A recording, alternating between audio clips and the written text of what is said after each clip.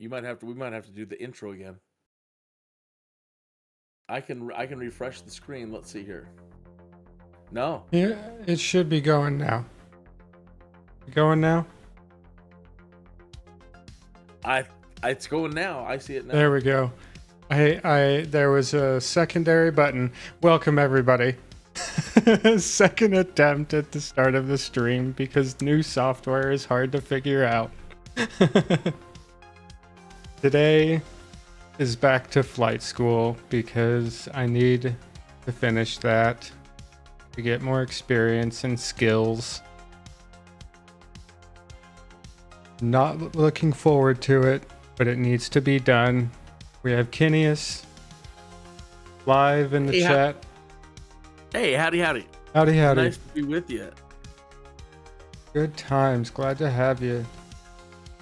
And the listeners didn't catch this, but one of the reasons why you're late, you've done like 1,000 things in the last half hour and done all this amazing stuff. Linking, I'm trying this and I'm trying this and I'm setting this up and I'm setting that up. And you did it all in breakneck speed. Yeah. Watching this show. Yeah. Wow. I did. That being said, now we can get into the show. Career mode. I believe I'm a B? Oh, I'm C. Oh. Just by joining, I lose rep. Awesome. Okay. I wonder if that was tied over from your last activity. It's gotta be. God, I hope so. Like, you haven't played enough. We're taking rep away. Right. Oh, if that's a thing, no. I'm gonna have some beef. No. That's right, you'll get it back. Quick specialization checkup here. So this is, according to my my points rating, I guess, or whatever. This is as far as I've made it. You were on your way. Great stuff. Not too bad. Not at all. Certification. And you've been out there for the last, 3 weeks now almost, flying all kinds of different things to get used to all the different aircraft to try to make it easier on you. Yeah, and I don't know if my favorite is the Beechcraft or the 737 at this point. Both are fantastic. I really like that Beechcraft. It reminds me of like that shit, Miami Vice. Running drugs from Cuba or whatever. I don't know why. I know nothing. I know nothing. I don't know anything. Not that I've never done it. I don't know. I don't know anything. Snort, sniffle, sniffle, snort. I do admit, years ago, I dabbled in the white powder. I know nothing. I see nothing. I put that to a kibosh relatively quick. Where should I begin? I don't know what they mean by night currency. I don't know what that means. I think they were going to allow us at one point to have night flights. And I think it's just a night flight rating. Well, it doesn't look like it's really required because the middle three branch off where the bottom and the top one don't. Okay. If you see what I mean here, like these have the dotted lines coming off through the middle three, but the top one doesn't have anything coming off, and neither does the bottom. Well, that multi-engine rating is standing out because you're just talking about the Beechcraft, right? With the dual engines. Yeah. Yeah, I've done that. So I could probably go to that relatively quick and get that pounded out. What is the cost for that exam, and are there training 15K. I barely have enough to do that. Oh. I only have 16.4. Okay, and this one does not have training tied to it. Doesn't look like it. And would you look at that, my Beechcraft. And that's the plane I crashed on the way to Vegas.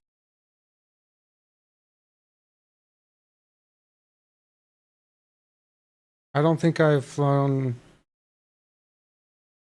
Maybe I have flown that one now that I think about it. You want to find a cheaper one today?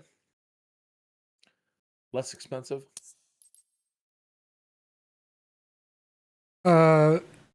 Almost Aaron, buddy, oh pal. I hear you. The tail wheel endorsement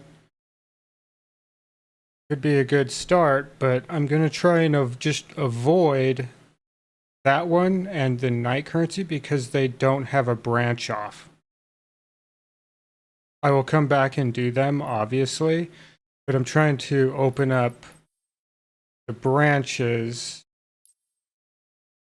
if you catch my drift. The high performance endorsement, how much do they want for that? Oh, that's cheap. That's only $5,000. Nice.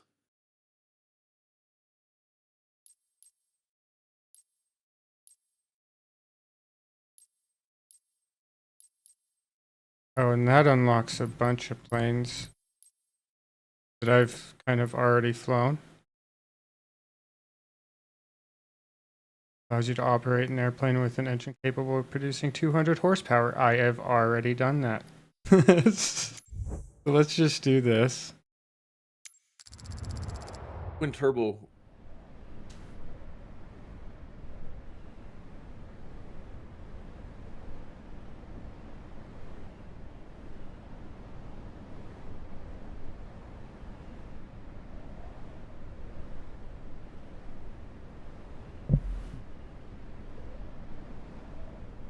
So yeah, for 200 horsepower. Yeah. But I've been flying around a 737, so 200 horsepower. That's kind of weak. Weak sauce. Oh, I'll be right back. I have a call today. It says left-hand traffic pattern around. Anyway, I'll be right back. Okay.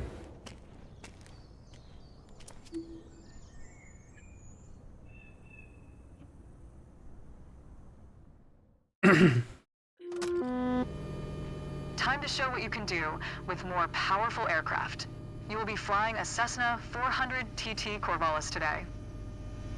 With more than 200 horsepower, it has to be the most powerful single-engine piston-powered plane that you have ever flown. Try to be gentle on the controls and remain alert during takeoff and landing. Do not hesitate to apply some right rudder to counter the aircraft's left turning tendencies.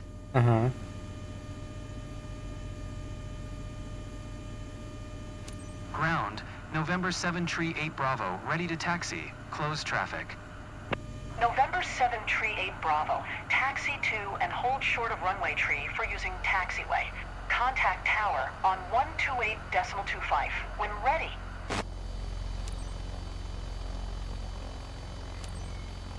Taxiing. Hold short runway tree 4 using taxiway. Tree 8 Bravo.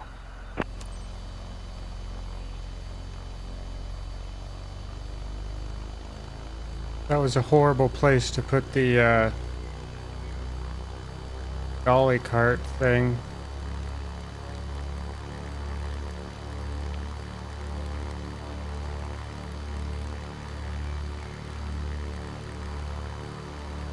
Why is it?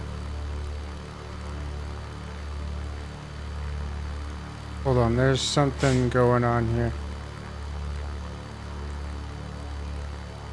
Why?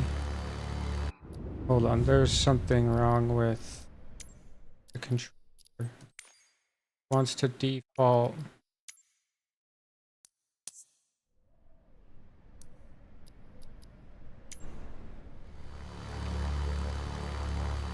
There we go. Okay.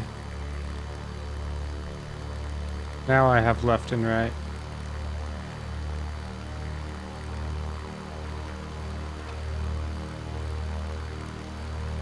Are your landing lights on? I don't know. I would stop and double check before you get to short hold. Don't overspeed. I don't use lights. Where's... Good. Yeah, they will ding you. If I remember correctly, they'll ding you for not having your landing lights off. Landing lights on. And it seems weird. You're not landing. You're taking off. Where's the landing lights? You will find it.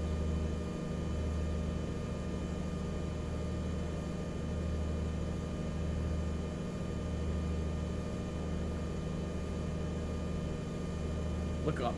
There's a cigarette lighter. That's handy. Yeah, that's essential. Cabin light. Avionics. Look in your overhead. There's nothing there. Yeah, there is.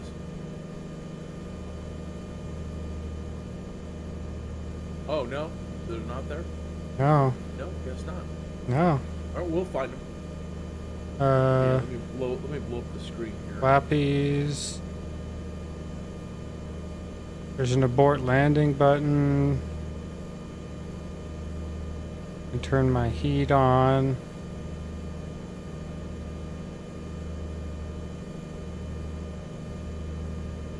Yeah, you'll want your landing lights on, your taxi light on, your nav on, your beacon on, and a strobe on. Well, it's not going to be there on the... There's nothing. Unless they hide it down here. None of those switches down by my feet. Yeah, more of the center console Menu there. nav. Yeah, I'm going through that.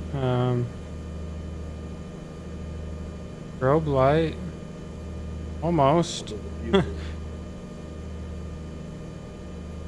I don't see. It just doesn't exist in here. Challenge number one. They've got me. It does not exist.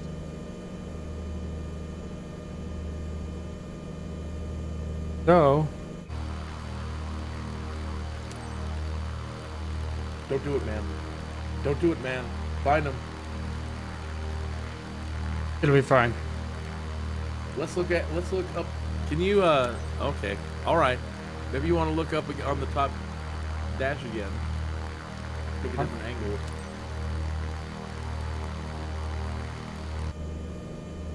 There's nothing on the top of the dash. Smooth velvet. Or I'm sorry, I leather. meant the upper head, the overhead. I know there was those switches. There's altimeters, bus tie. Can you slide yourself over transitionally to the right? I don't know how to do that. Above that. There's an air vent and a light and what looks like a speaker. And then that's it. Glare shields.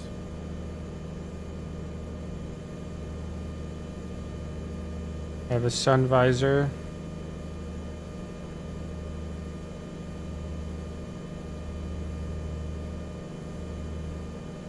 I don't see it. It's just like not there.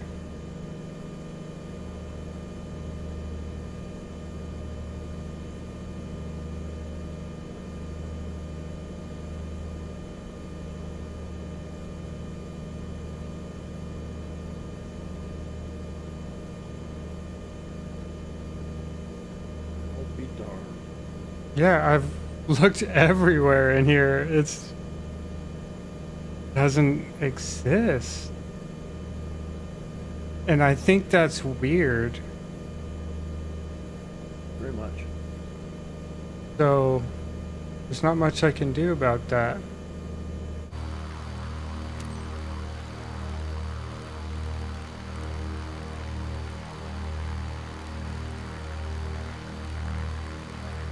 you enjoy watching a noob learn to fly, please hit that like, subscribe button. Definitely helps me out. Tower, November 7 Tree 8 Bravo. Ready for closed traffic at runway Tree 4. November 7 Tree 8 How Bravo. silly that looking at they have you wanting to cut across the grass. Cleared for takeoff runway Tree 4. Get over there. And I don't know if I should Cleared for follow takeoff runway that Tree or 4. go on the Tree 8 runway Bravo. or go up this path. Because it looks like there's a way onto the runway down there. Uh-huh.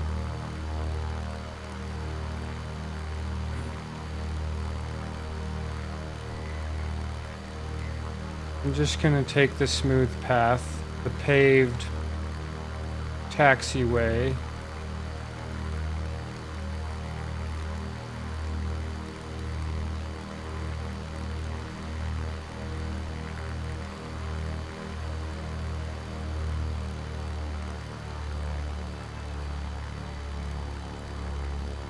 I should have brought this up sooner, and I don't know if it's intentional or not.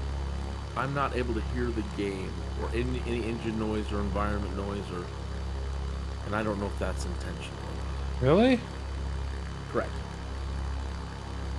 Well, Let me that's check weird. on my end. No, I'm wrong. Never mind. It's because I'm hearing myself. I turned down the volume. Yep, never mind. Sorry. Okay, good. Yeah, because I can hear us both just fine now. What I could also try and do is live stream this in the Discord.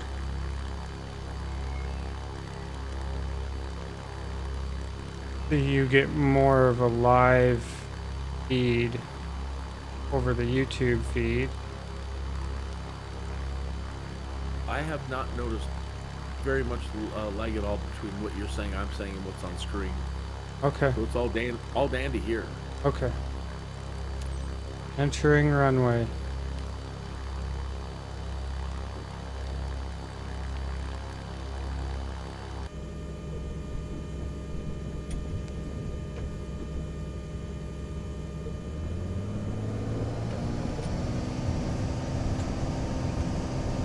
Almost Aaron has such.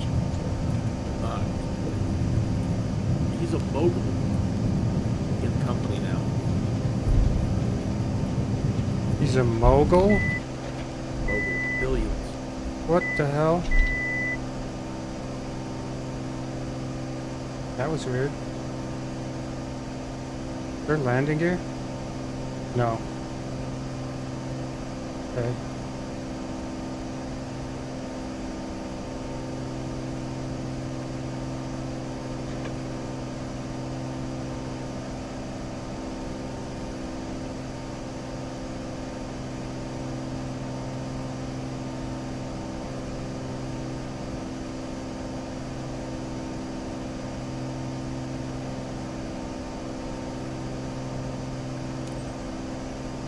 Have you become accustomed to using your trim yet? Not really. Okay.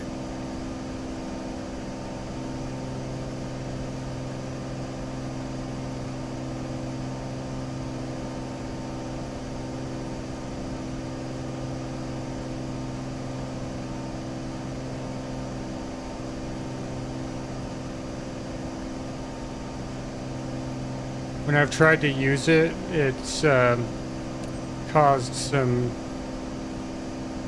horrible crashes, so... Yeah, you gotta be on it. Yeah. You gotta, it's one of those, yep.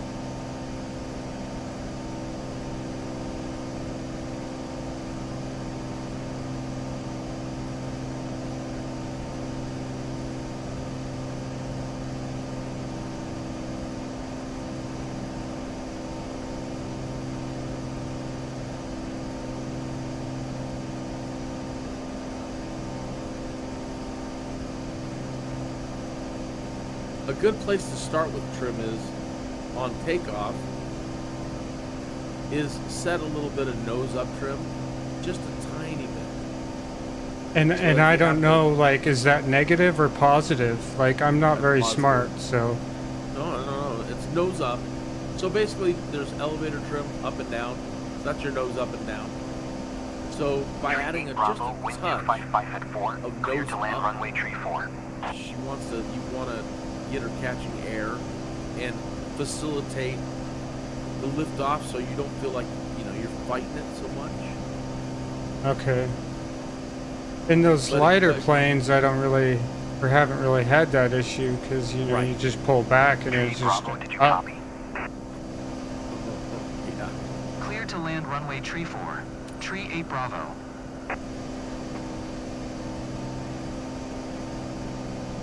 It's definitely a good thing to know if you're doing a lot of manual flying, because your hand can get really tired,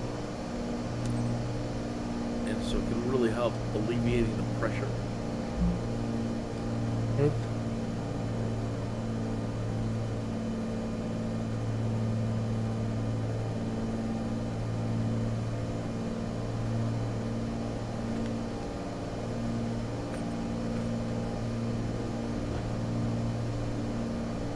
Going way too fast.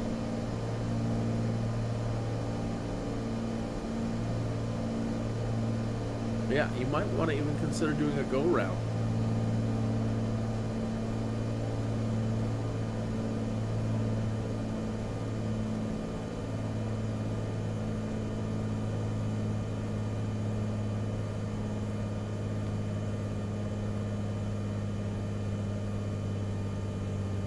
It was a smarter move. So yeah, just head back towards your boxes again and start lowering your speed into the safe flaps zone.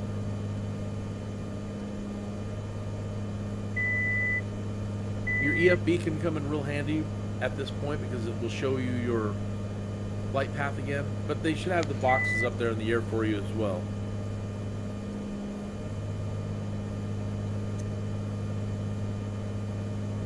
I'm cutting the boxes. Really, I think if I just land on the runway at this point, I'll be fine. No, I also see in the upper left-hand corner of your screen, you got your mini map. You can see your vectors there.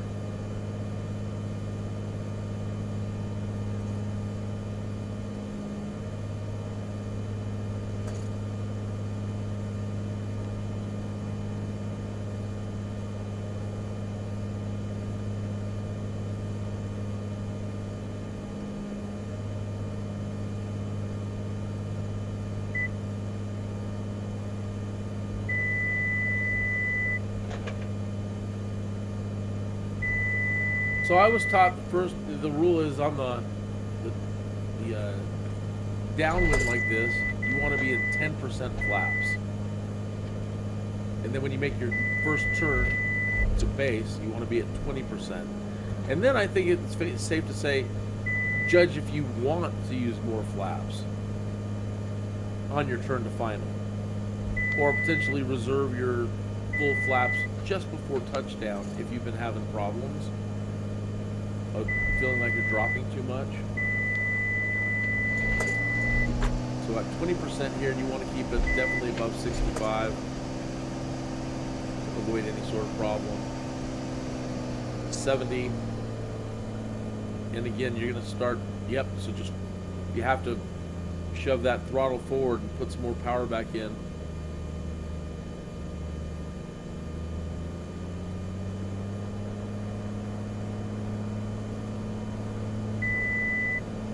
How's it going, Prosperity?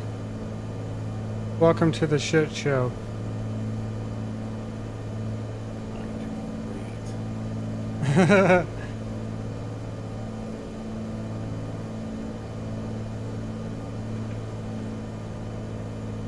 So if you don't feel like you're losing too much air, or you feel like you need to slow down even more now, you can do full flaps or not.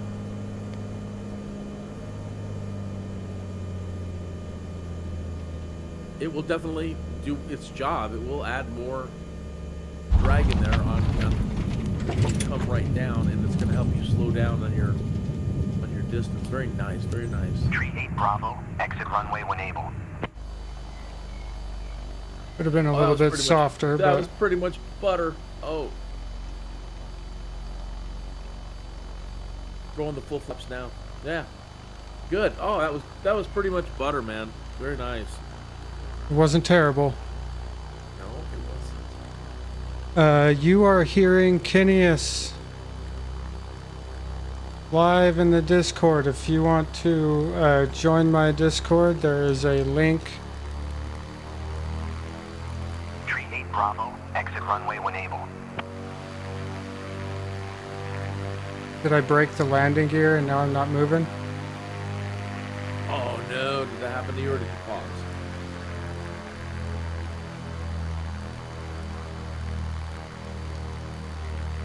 I see your propeller moving still. Oh, here we go. Okay. That was my bad.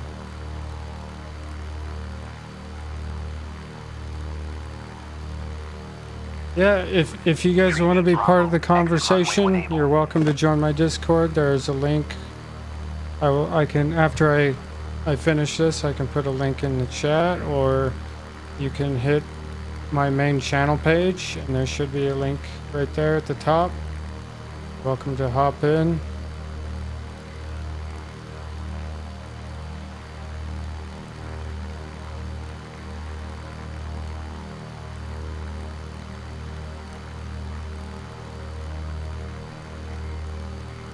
This thing hella wants to pull to the left.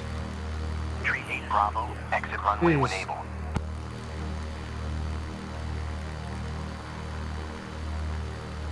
So when you're the live stream host and somebody chats in your chat room, you get 3 dots that appear next to their name. Tree 8 And you Bravo, can immediately contact go to ground their on channel and subscribe to them. 128.25. But when Yeah. you're a viewer in the chat room, like I am now, I'm just a guest, you don't get that option. No, you don't. You only get the option to 128.25 report or block for somebody. Tree And I 8 don't think that's Bravo. right. I'm clicking on prosperity, and I wanted to make sure that I'm subscribed.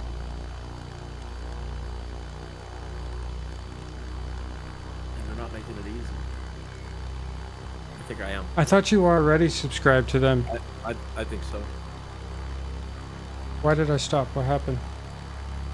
Did I I break don't know, it? Cheech.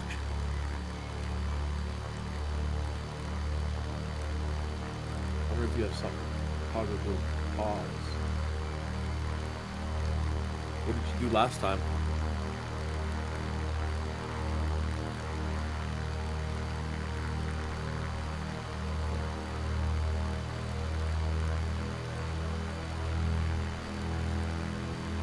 Go.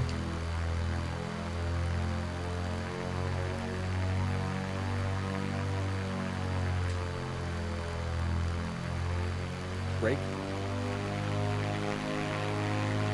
Power.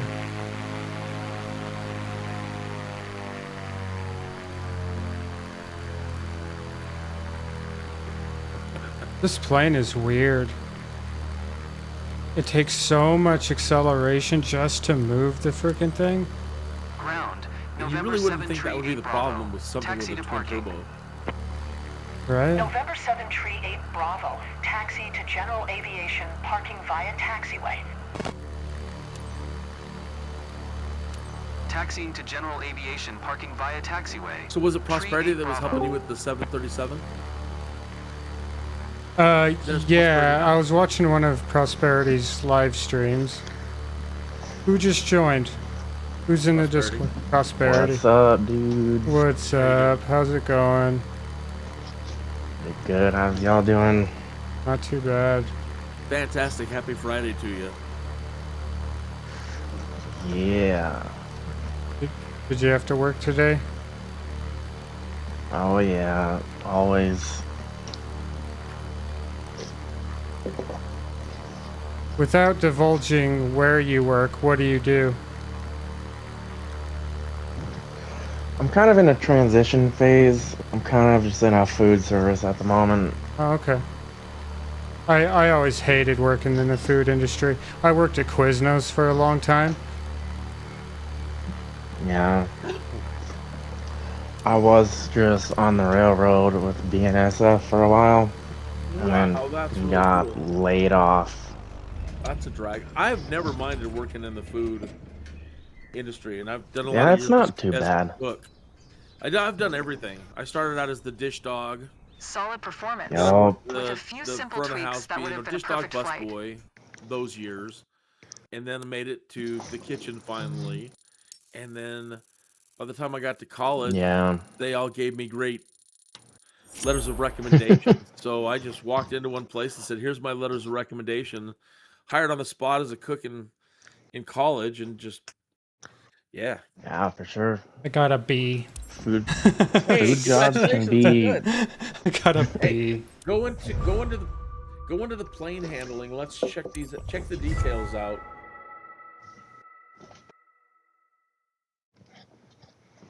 I can. No, never mind. A Uh, little late. Never mind. Congratulations. oh, you wanted me to stop on the deets? Oh, I wanted to see if they said anything about, again, like the landing lights. I should load the thing back up and go scour that plane. Is it weird that I have less trouble flying bigger planes than small ones? No. Yeah, there's something about like flying a 737, like its weight makes it easier, it feels like. I don't know. Just the dang power of those engines, and yeah, you're not at the mercy of the light winds. Yeah, exactly. Yeah, Too much. exactly. All right, so multi-engine. Oh wait, I don't have the Yeah. money for that. Nope. Oh, I barely have enough for this instrument rating. But I gotta go through all the training first.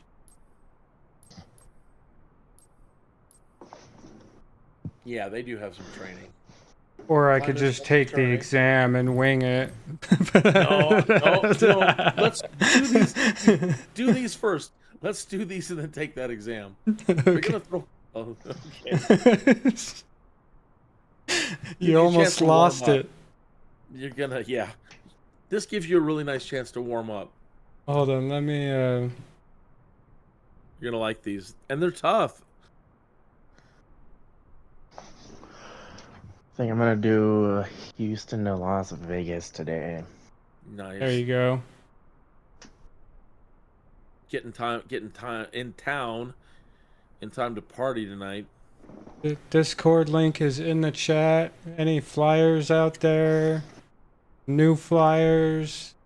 Wanna come chat, hang out, build up the community? Welcome to. Definitely, I recommend that you subscribe and like and subscribe. please, Hazard's yeah, channel, and like and please turn on subscribe. notifications. Absolutely, he is building a small little. It's small at the moment, but a wonderful community of people so far. Great Yeah. people. Nice to know you all. Very good folk, yeah. Yeah, I'm enjoying it quite a bit actually.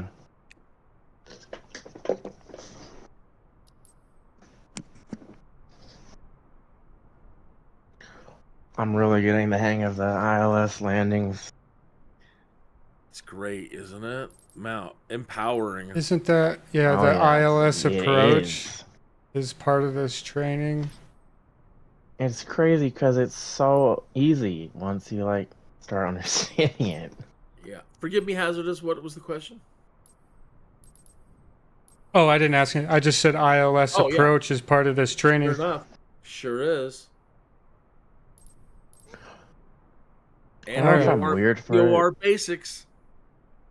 I don't know if I'm Hard weird at for it, basics. but I understood it so much better jumping straight into the big jets rather than that training When I- right there. When I first started, I was terrified, and everybody that was watching my content back in the day, they just kept hammering me with it. I want you to do a 737 Airbus tutorial. I want you to do this, and I'm like, oh my god. Bro, yeah, I get So you there. I just decided to crash course every video I could find, and just try to absorb it and just do it. And yeah, once I really started nailing the ILS landings, I would just do these little short pattern drills. Take off, get up, da-da-da, turn around, do an ILS landing. Take off, and just kept this practicing my pattern over and over again. and then watch more videos Yeah. on the MCDU, and then okay, all right, and yeah, now I'm very fond of the airliners, very much. I'm really starting to love that Yes, 737. definitely. All right, the weather won't always be perfect. Getting licensed to fly IFR, it's the best way to keep flying, even when visibility keeps you from flying VFR. We need, and I know where the lights are in this thing, so we can check it this time. I don't think they're part of the Maybe not. I would just get in the habit system. of doing it. I do it in the 737 because I know where they're at, and I've Right, seen you know where they're at Prosperity here, do too. it like 15 times. So Yeah, they're easy to find here. Yeah, it's very easy. yeah, okay. What did I do? Like the Turn- landing lights and stuff like that. Oh, yeah. Right, getting your nav on, your beacon on, your landing lights, your taxi lights. Well, they're like right here on like the panel above like the windshield. They're just like right in front of your face the whole time. So they're kind of hard to Yeah. miss.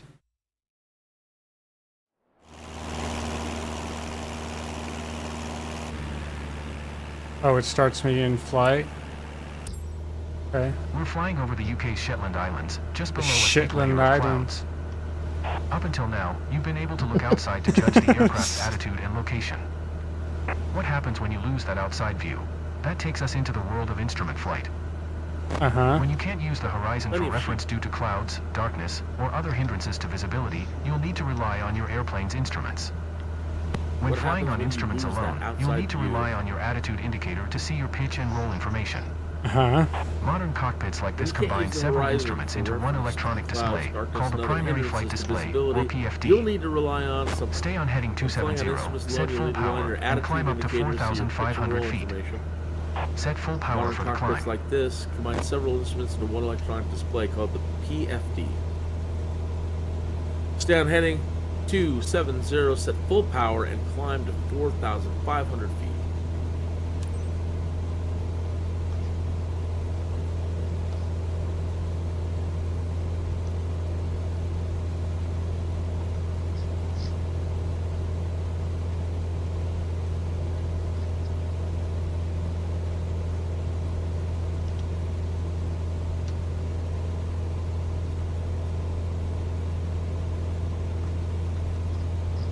We're climbing up into the cloud layer. Notice how you're starting to What lose did your you do on outside the view. railroads? Instead of looking out the canopy, focus your Uh, attention I on the was, cockpit instruments. You can At maintain first, wings I was level using the cargo attitude indicator. inspector, and then I moved into Continue climbing switching, to 4,500 feet. and then eventually I moved up to switching yard engineer.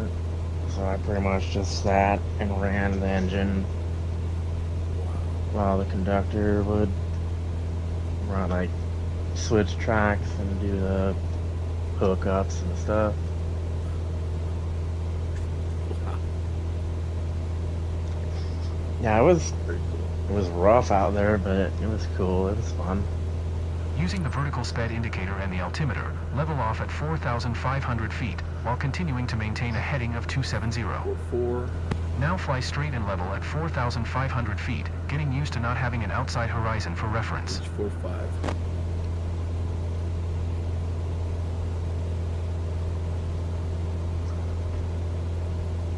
I don't know if I use it wrong, but I feel like VNav doesn't ever work like it's supposed to.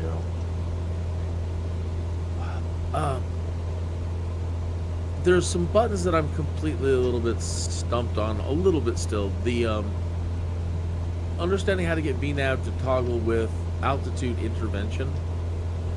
Okay, now So keep us on this heading and there's a take us speed down to 4,000 intervention feet. and an altitude intervention. Reduce power so that we can descend And then, of without course, gaining there's the speed. FMC to make sure that you've got altitudes in there.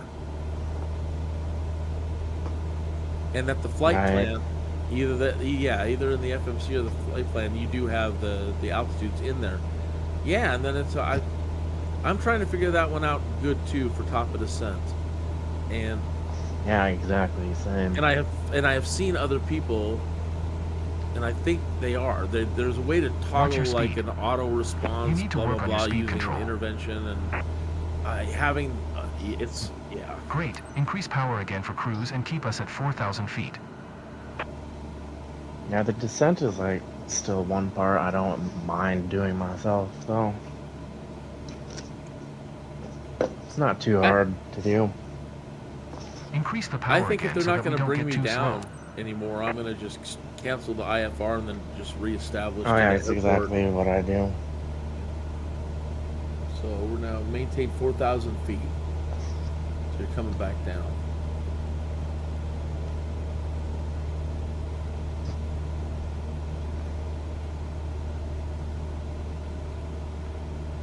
Now I'm sure you don't mind doing this on manual hazard, but if you do this one again, you're not Try to penalized for maintain using 4,000 autopilot. feet altitude. So You needed to maintain save your 4,000 sanity, feet. you may want to consider Well done, turning on the but there's autopilot, room for improvement. setting your heading bug in the course you want, engage the heading bug, then dial in the altitude that you want, which is 4,500 feet, and press flight level change. That's cheating. Not at all. That's why autopilot was designed, wasn't it? Okay, so we did climb and descent. You sure did. Yeah, good. I got a B, which is better than my school average grade ratings. I'll take it. Yeah. Can you, if you haven't already, go to scoring details. Hmm. Can I go back and see? Nope, not now. Maybe on the next. Hold on. If I click on this briefing, no, it won't tell me what my previous.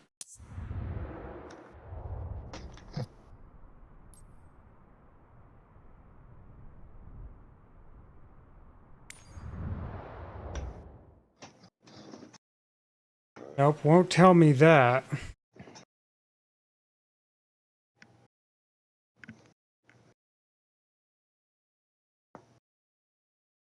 We had to change directions when you cannot see nothing. Okay. Yeah. Performing some 20-degree turns while following different headings. Maintain an altitude of 4,000 feet. Introduced to the multiple key elements of the Garmin 1000's primary flight display.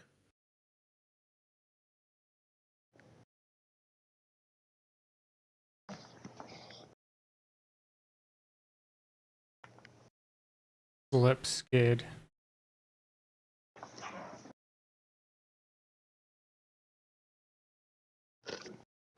Yeah, I did one exam. I got my commercial pilot's license without doing any of the trainings.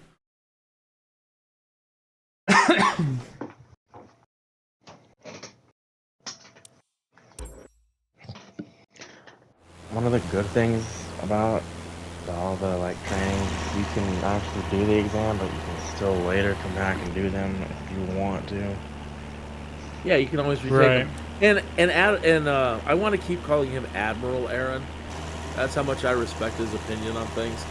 Anyway, Almost Aaron, Admiral Almost Aaron, says the tests are usually easier than training. Can take exam without completing all trainings if in a hurry. Yeah, and then I responded with, yeah, that's how I got my commercial pilot's license in the game. I did it without taking any of the exams. I just did it. Brave.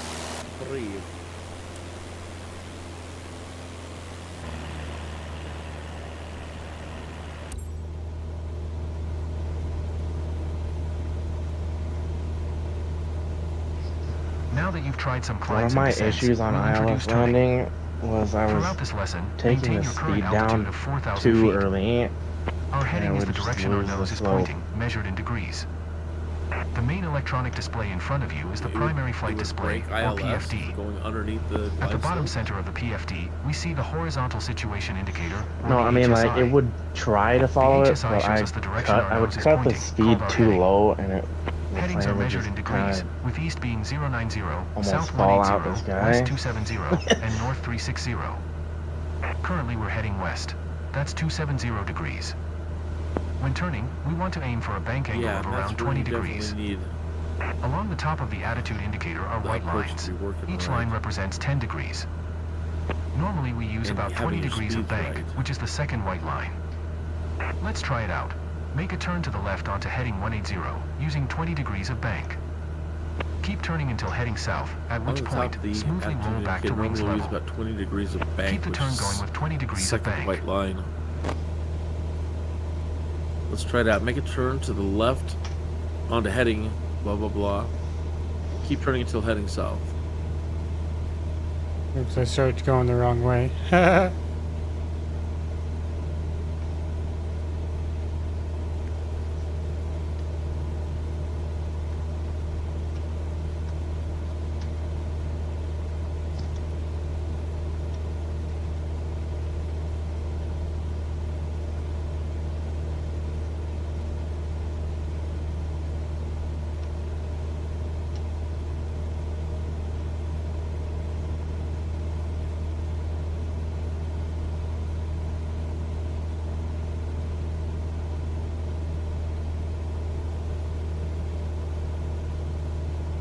That's it, stop turning there and you'll be heading due south.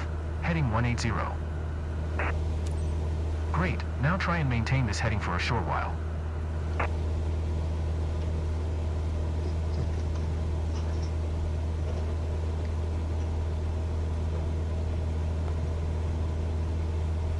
Great, now try and maintain this heading for a short while. Now make a turn to the right, onto a heading of 350.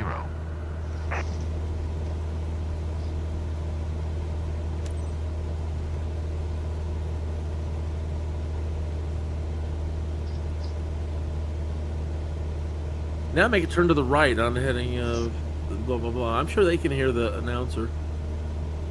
I can't hear, so I'm sorry if I'm being redundant reading it.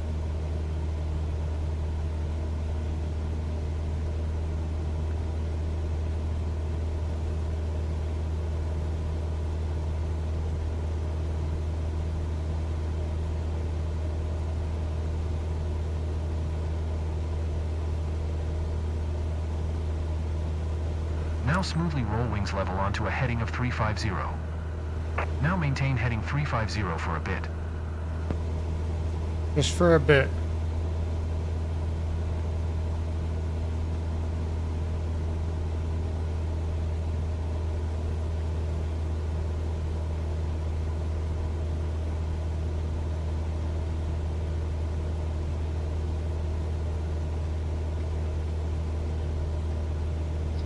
Wow, great job. So that's how we make turns using just the instruments. Next we'll look at how to handle speed changes.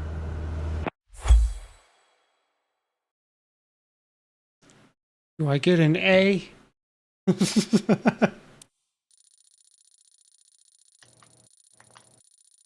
Next, we'll look at how to handle Hey. speed changes. Very nice. Got an A. My left turn wasn't so great. Supposedly. I don't know. I thought I did fine, but I guess they're being D-bags about it.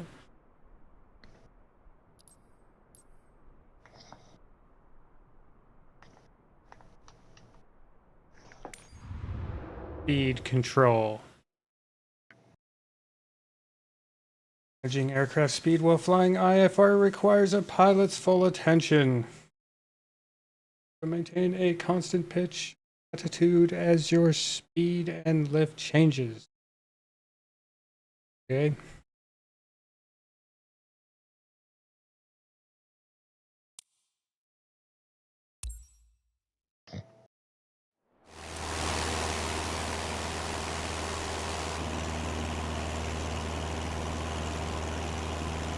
You're just tuning in. Thanks for stopping by. If you enjoy watching a noob learn to fly and go through training, please hit that like and subscribe. There's also a link in the chat for a Discord group if you want to join the chat.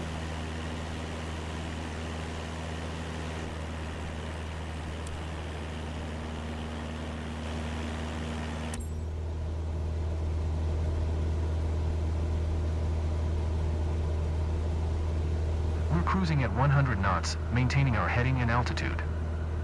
Let's look at how we deal with speed changes when flying on instruments. When slowing down, the wings produce less lift.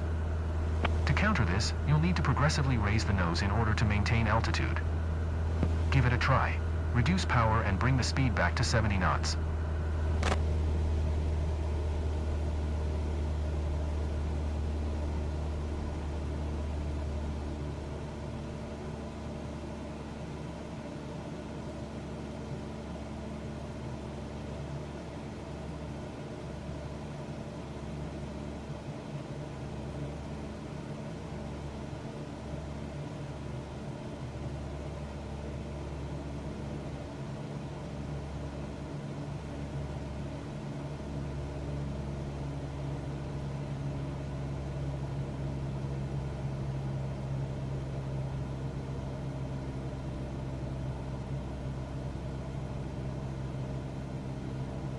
Keep us steady on heading 350. Well, you didn't say that. Didn't say what? Say 350 is a heading.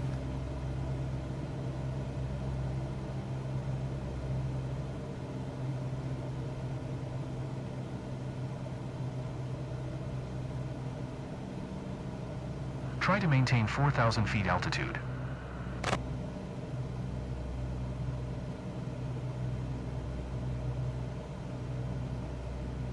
You need to be able to control altitude while adjusting speed.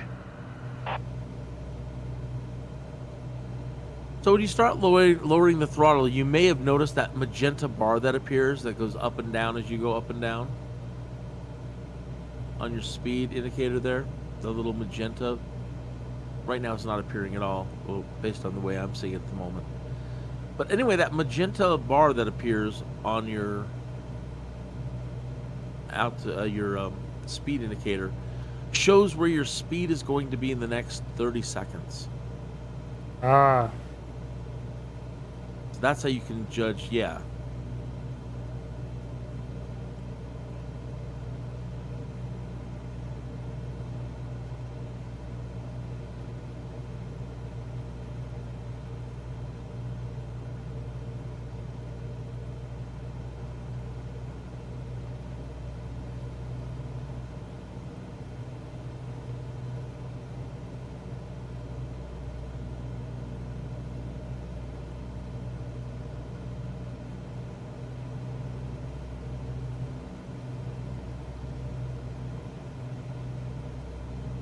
Remember to adjust the elevator trim so that you don't have to keep putting any pressure on the controls.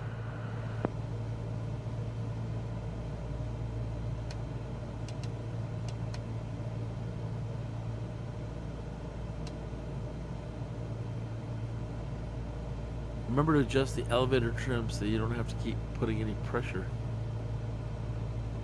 I'm trying to stay up. Good. So yeah, now if you're set fighting, power to maintain 70 trying knots. to keep the nose right where you want it, and you have to keep pulling it up. You use your up trim to keep that nose up, and it reduces the pressure on your hand. You have to hold it there.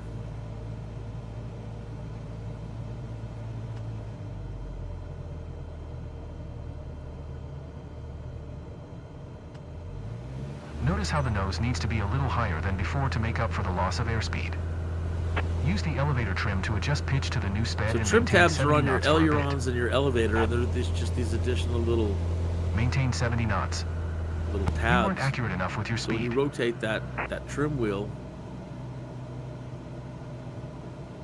it's moving these little surfaces up and down, left and right, to fine tune where you want your aircraft Right to now be. increase power to get your speed back up to 100 knots.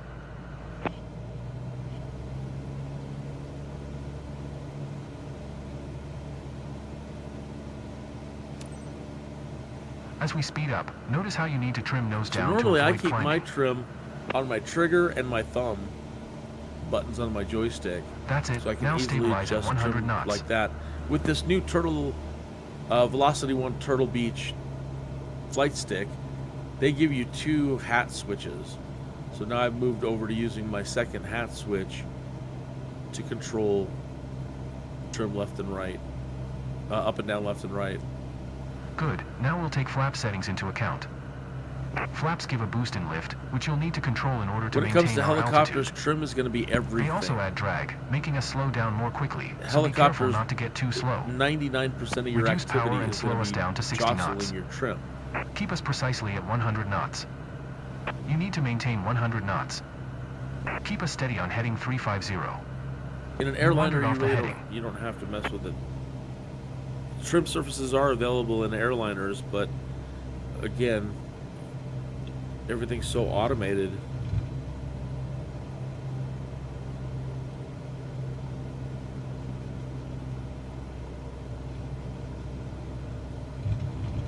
What?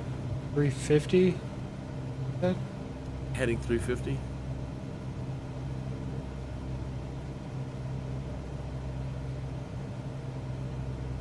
There we go.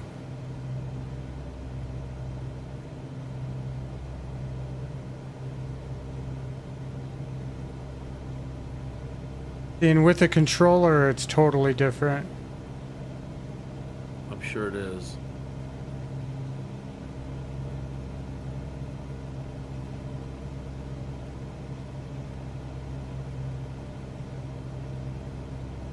Yeah, I can't even imagine having to do this on a controller and set up what I need. Like, how do you, I mean, I know that you got a lot of controls that you can assign, but trying to figure out setting trim in there, so much to set.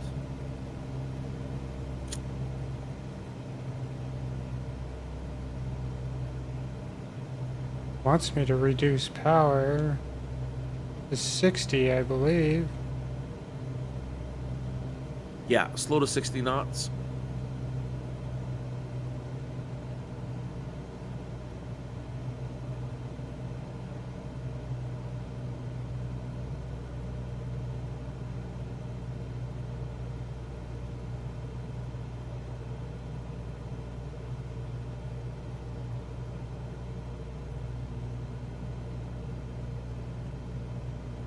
I'm gonna get a horrible grade on this one. Stall. Well, I'd say that if we do it again, or you choose to do it again, Stall. the only thing that we're concerned about is our power and our direction. Stall. So use the autopilot to at least control your heading and lock that in for you, which allows you to concentrate on the power and the pitch. And you don't have to worry about maintaining the heading. Take the workload off of you. You can do that right now. You've got your heading bug set to the heading that you need. Hit the autopilot button, hit the heading button. You don't have to, but... And it's not cheating. It's taking the workload off because this lesson is about pitch and power.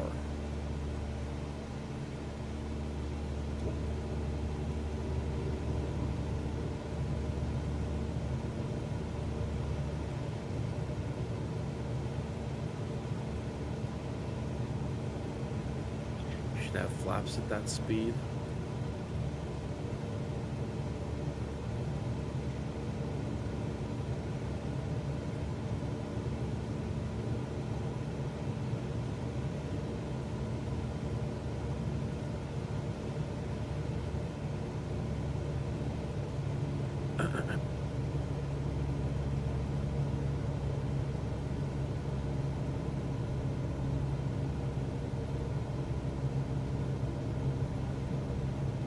Try to hold it straight and level.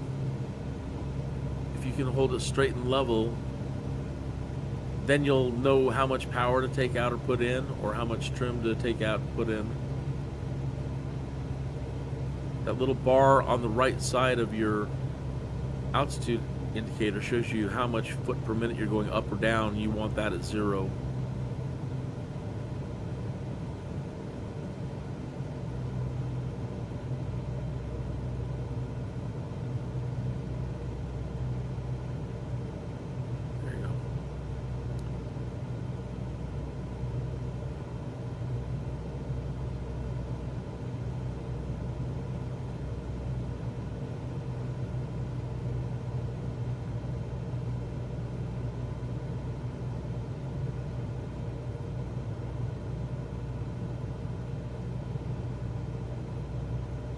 I think the rule used to be pitch power trim, pitch power trim. So you pitch for the angle that you want, which is straight and level. You adjust your power, and then you use your trim to fine-tune it. Pitch power trim, Good. pitch power Now trim. extend the flaps to 10 degrees. Now There's a set flaps at 20 degrees. world-renowned With the extra flight drag, start adding power so you don't drop below your comedian. target airspeed of 60 knots. He's just Now stabilize at everything. 60 knots and trim for level flight. And he's the most amazing trainer, I think, in the world. His name is Rod Machado, and I'll type that in your chat room for you. I recommend if you're having trouble with anything, that you go seek out the world's greatest flight You did well, instructor, but you can do who is better. so cool about everything and makes learning so much fun. I got a C or a D. Tell you right now, that was a terrible score. It's okay. Oh wow. All room for lots of improvement. Let me type this guy's name in here.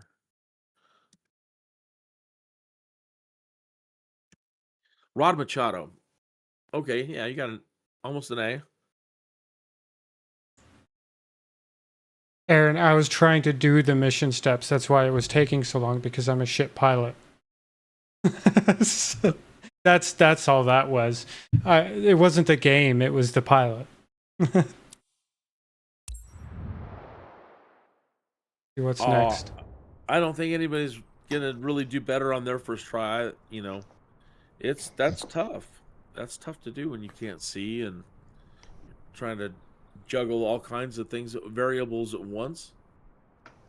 You know, you're really moving. You're doing a lot of thinking super fast, managing pitch power trim all at once, We were all And- shit pilots at first. and then holding your heading the whole time. I mean, that's a lot to juggle. That's why I kind of stress sometimes. Hey, that's where you start learning about automation. Take the workload off. Use that autopilot. You don't have to use everything, just what you need.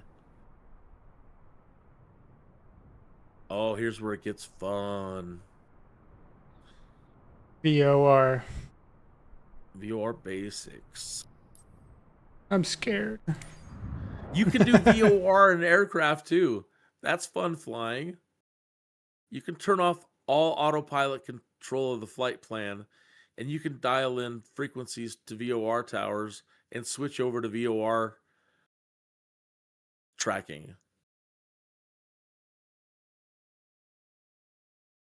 So let's say all your radio, I don't know, whatever. It's fun to learn how to do.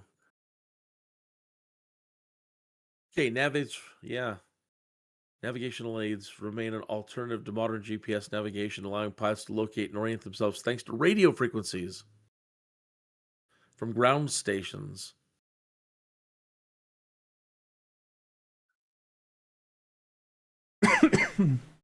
Yeah. So, showing boxes wanting me to look at. Is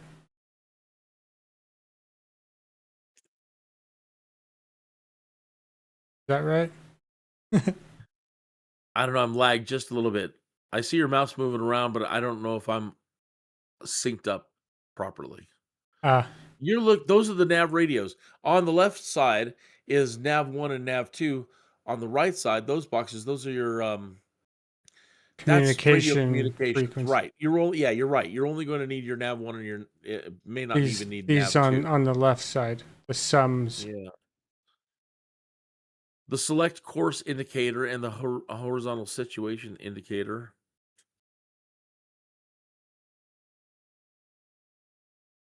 Select course.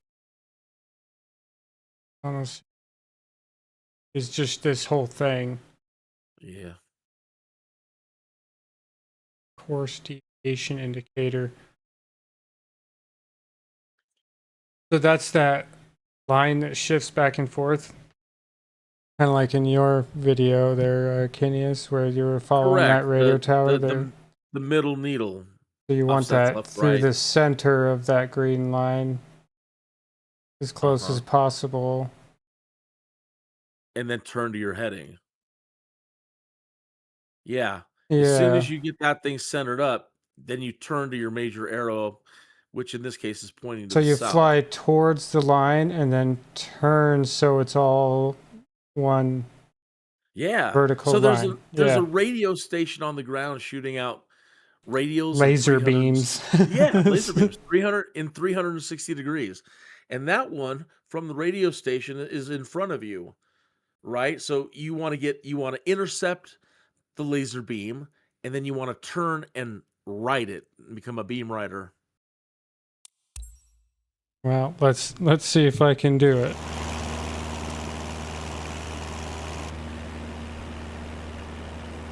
Again, if anybody enjoys this, please hit the like and subscribe. Definitely helps me out, especially that like button. Gives me the motivation to keep doing this. Yeah, and if you're Otherwise, I'll just stay in free flight and be like, screw this. Now that you have the basics of flying the and if you're a aircraft on VOR instruments, specialist. let's look at navigation. There is a worldwide network of radio beacons that pilots use to find their way when flying IFR. The most common beacon is the VOR. I've tuned the Sunberg VOR into your NAV radio, which we're going to fly toward. To get there, we'll use the course deviation indicator, CDI. That's the green arrow and bar on the HSI. So I'm going to fly towards CDI it. for a course of 170. That means we want to arrive at the VOR on a heading of 170. The CDI shows us if we are on our selected course. If the bar is to the left of center, we need to fly to the left to recapture our course. The bar is currently over to the right, pause so the keep game flying on this for a heading. moment, please? Yep. I hate to interrupt, but that point right there that she's making, he or she, I can't hear, that they're making is very important. The CDI shows us we're not on our, okay, on your PDF in front of you, go back to your cockpit view.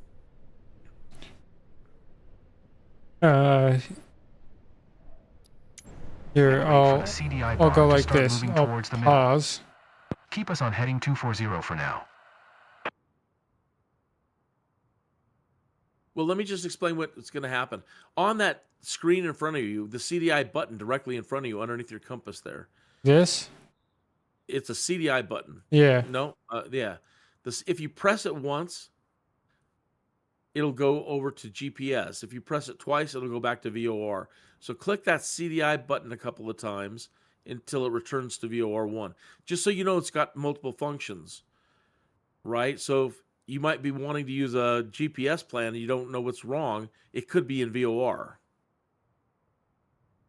There you go, VOR 2, back to GPS, VOR 1. There you go.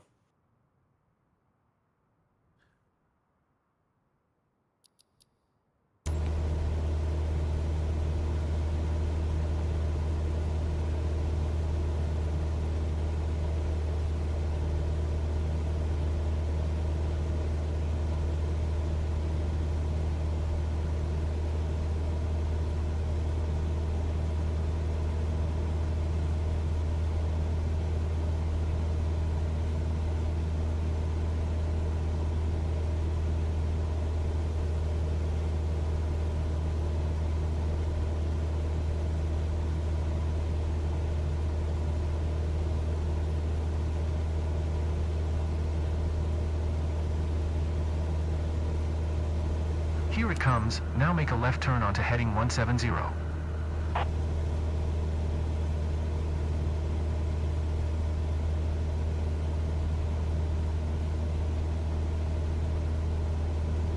All right, as you approach it, it's going to become more and more sensitive. Yeah, so exactly. You want to turn.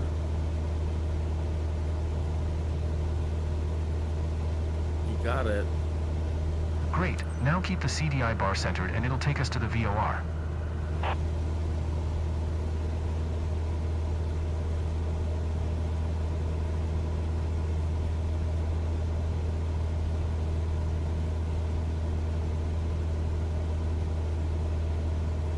And now you're just bracketing.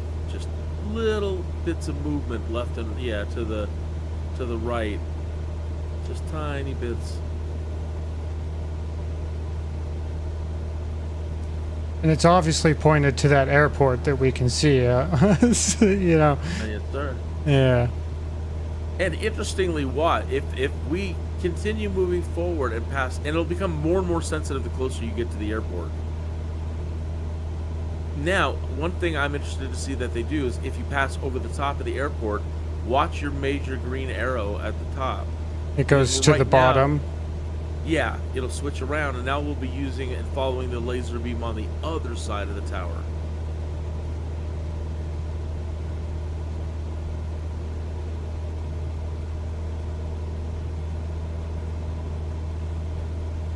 So in this case, the 172.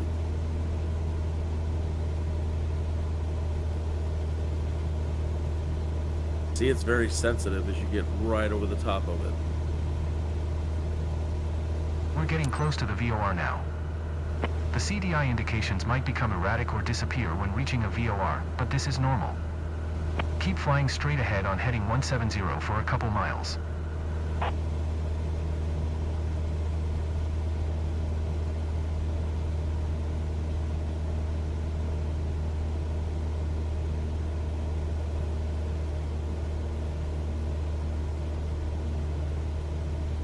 Now it just wants you to keep going forward. Now it's saying leave VOR. I missed that one.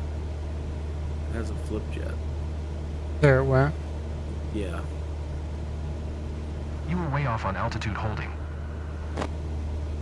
Well, you didn't tell me to hold Try an to maintain altitude, you 4,000 feet ass. altitude. Come on now. If you have a rule, you have to stipulate.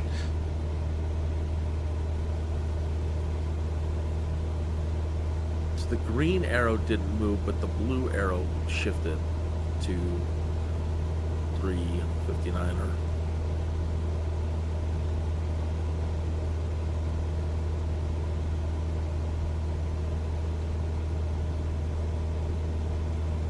I think a bit more practice may be a good idea. Oh, be quiet. I know what's going on. They're so judgy, you know? Oh, that's terrible. Really? I thought I did way better than that.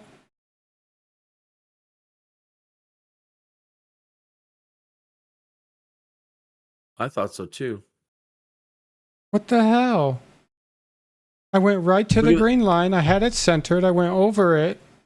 Yeah, I didn't see any problem there either. What is the scoring details? And I think what they're upset about is I didn't necessarily like hold an altitude. I was watching the altitude and I was keeping it like between 4 to 4,500 because they never said hold an altitude until after I passed it, and they were like, "You didn't do a good job holding altitude."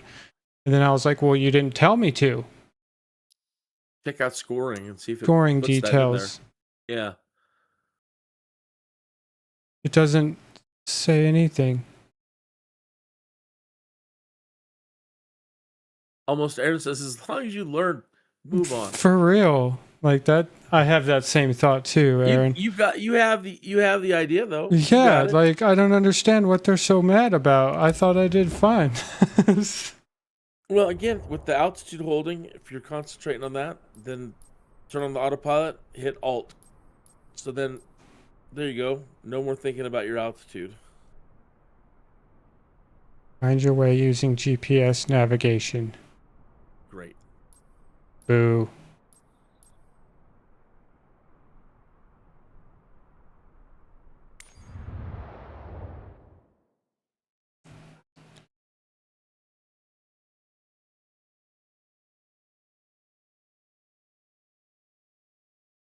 RNAV is definitely going to need it for the ILS.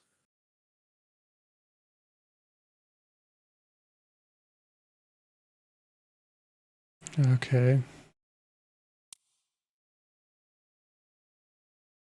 So really, they want me to repeat, but they're going to have me use...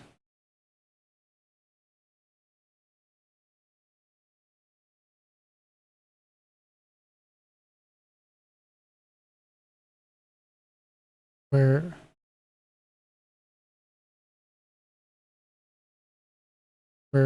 Isn't there like an RNAV button or something? No. LNAV Like and for these boxes or whatever?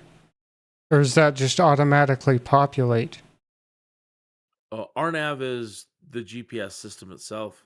Radio nav, radio GPS. What are these boxes? I've never seen those boxes. The magenta ones? Yeah. That's for altitude, yeah, I think. But that's part of the GPS flight plan. Oh. So those automatically show up when you're on a GPS course? They can, again, they can, because the GPS usually in the flight plan contains the altitude that you're supposed to be at. So I would say yes. Okay. So they'll probably be there. Yeah, and as you adjust your altitude, you'll see the boxes move up and down in space.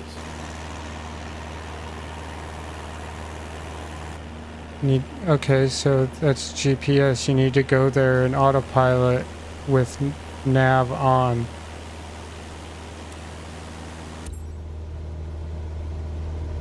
Tells GPS the VOR system is a classic for navigating via instruments, but modern technology has opened the door for new navigation tools. Our flight plan is made of multiple GPS waypoints. We can use those to guide us when we can't count on visibility. For this lesson, we're going to follow a similar trajectory as in the VOR tutorial, flying over Sumburg Airport while maintaining an altitude of 4,000 feet. The system looks very similar to the VOR on the avionics. We'll use the CDI. That's the pink arrow and bar on the HSI. Looking at our flight plan, we can see that we're supposed to arrive at the waypoint on a heading of 170. The CDI shows us if we are on our selected course. We've deviated on purpose so that you can see how to catch up to your intended trajectory. Just like with VOR, the gap between the bar and the CDI arrow shows us the direction that we need to head towards to catch up to our course. The bar is currently over to the right, so keep flying on this heading and wait for the CDI bar to start moving towards the middle. Here it comes. Now make a left turn onto heading 170.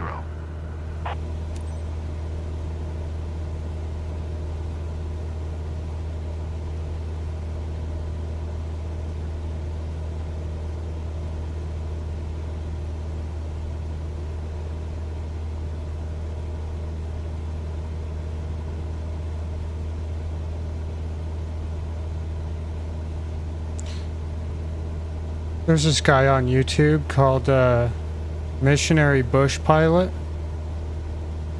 And he flies a plane kind of like this in Papua New Guinea. Or something like that. It's pretty cool to watch. Really mountainous and shit. The CDI bar centered and it'll take us to the waypoint. But imagine. Thank goodness this ain't 100 years ago.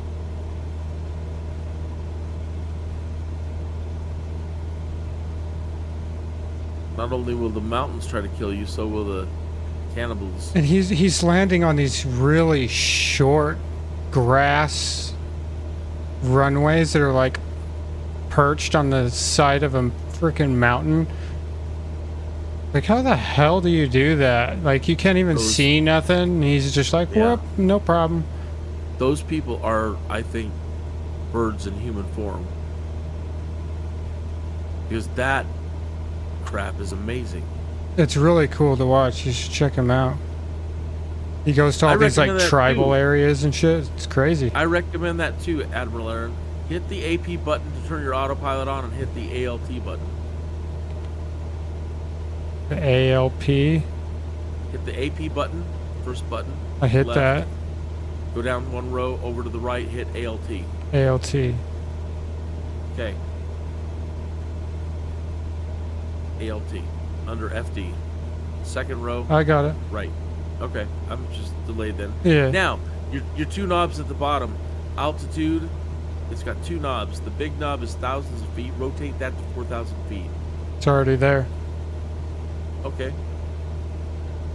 I'm behind that. I don't see anything in there at the top of your altitude indicator.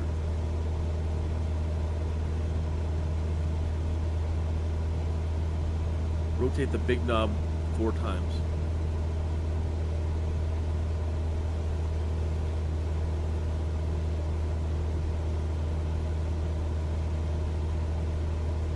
Oh, again, you're using a darn controller. It's got to be tough. No, I have to take my hand off the right side of the controller and grab my mouse. So it's kind of a mix. I'm actually doing two things. I can understand. So yeah, we need to rotate that big altitude knob, and it's got two knobs. That's it, the big one. That's it. It's already kind of at 4,000, so I'm not worried about that. Yeah, but you need to know this. You dial in 4,000 though. You've got to tell it to do 4,000. Already at 4,000. We're getting close to the It's at waypoint now. 3,960. The CDI indications might become erratic or disappear when reaching a GPS waypoint, but this is normal. Keep flying straight ahead on heading 170 for a couple of miles. There you go. All right, now do flight level change, FLC.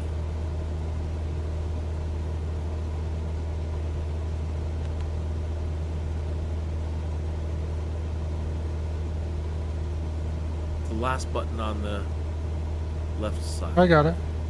Okay. Great. Now your upper bar says, okay, good. So now it'll hit 4,000 feet and it'll lock that in. So now you're not losing any points and you're maintaining 4,000 feet perfectly. So now you can concentrate on the lesson a little bit more. Continue on the same trajectory. What's going on? Why did it do that? I want it to stay on. Hit nav. Now, if nav is active in the upper bar on your center screen there, it'll say GPS next to roll when you press nav on. Wow, great job. When you have to catch up with your flight plan, you can see that it is very similar to the VOR navigation system, but it also allows for more complex and custom routes. There you go. Now on your upper screen in the middle, it has replaced ROL with GPS. So the GPS is active. You're holding 4,000 feet.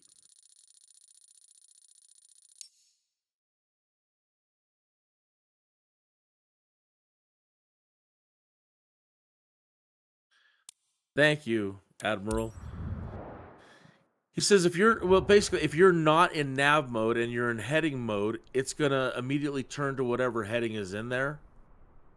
So one good rule of thumb is to set your heading on your the heading bug on your GPS course so that if you're toggling between them, it doesn't go shooting off to another direction. Yeah, when I pressed that, it started to go to the right to some other fucking course, and so I pressed the other one, and it started to let me go back. Right.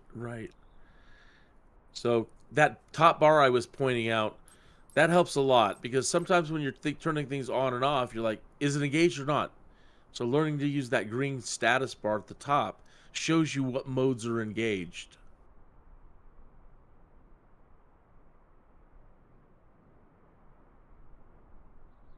All right. Atlas, welcome. All right.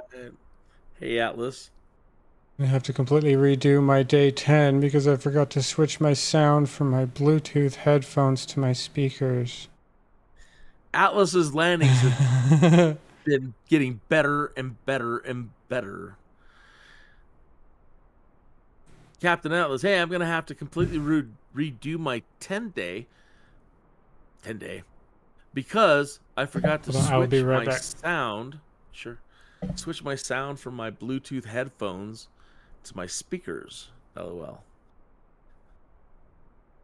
Admiral Aaron says, nav follows the pink GPS heading, steers with the bug. Yes. Yes, sir.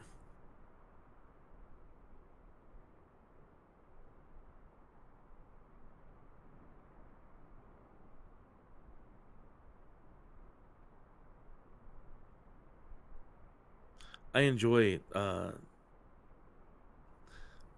ILS. I enjoy the automation. I love it when you can do Okay, I'm back.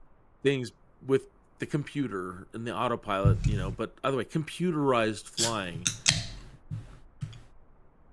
I like things to be precise. They always say never trust it. But never trust it. Yeah, yeah. Well, and the thing is, I don't put the blame on us because we're learning it, and so it's easier to just blame the autopilot. I don't want to make anybody feel bad, but it really comes down to, your own experience with the autopilot. But until you're 100%, don't trust it. Never.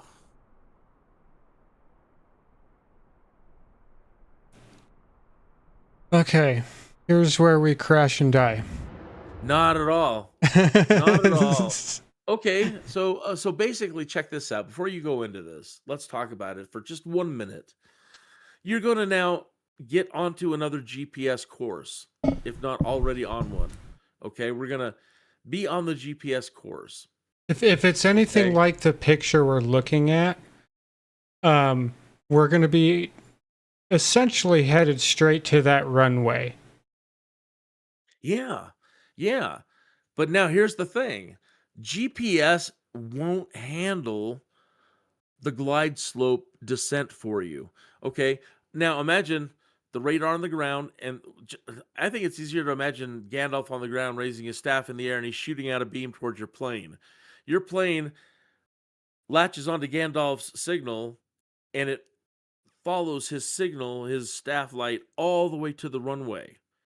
That's what's going to happen. Now, a button on your autopilot is called APR for approach. That is when you're at Aaron, I'm not. you are so... No, I'm not. Sorry. Anyway, continue. Yeah, so you see up in this illustration, it shows the blue diamond and it says glide slope. Yeah. Okay. And note its location. It's in the very center. And above that is a G.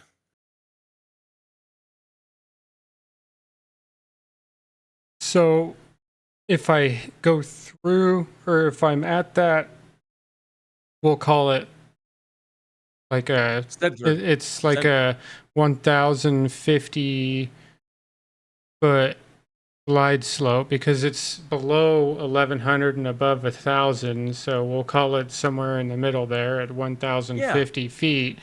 If I'm at that altitude, at that point, how do I know? When the diamond is in that position right there, you're centered. You are on the glide slope. That is a perfect time to always consider pressing that APR button. Okay? Your plane is acknowledging it is picking up the signal, the laser beam coming off the runway. Okay? And now your plane is going to handle the handshake. It's going to Bluetooth, and it's going to now control the descent to the runway. Your only job is to handle power management. But before we move on, it's pointing out we're not using a magenta line in this illustration. You're not flying again, the GPS is not handling the transition. The localizer is. So you will need to, if it's not done already for you, that CDI button has to be switched over from a GPS source to a localizer source. All right. The ILS frequency has to be active in nav1. So they're going to handle it all for you. Your radio cockpit, if you're just quick replying to everything, it's going to set the frequencies for you. But if you're planning your own flight plans and you're going from airport to airport and you plan to do an ILS landing, you need to ensure that the frequency for that ILS is active in nav1. And I'm done. So I have to press that CDI button in order to do that. Yeah, that transitions, the CDI button transitions between localizer 1, nav 1, localizer 2, which can be nav 2, and the next button puts it back to GPS. It's the source of what your autopilot is using for navigation. Okay, well, we'll see if we can do this. Yeah.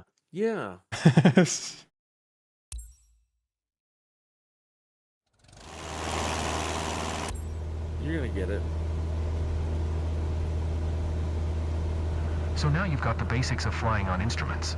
Now we need to get back on the ground. The most common landing aid is the Instrument Landing System, or ILS for short. An ILS uses two directional radio signals, one for lateral guidance called a localizer and the other for vertical guidance called the glide slope. The localizer provides lateral guidance, which directs you onto the runway centerline. The glide slope provides the intended descent angle onto the runway. The localizer is displayed with the CDI, much like in the VOR lesson. Keep flying on a heading of 210 at 1,500 feet and we'll watch for the localizer to come alive. The localizer is moving now. Make a gentle turn to the right, intercepting the localizer and keeping the CDI in the middle.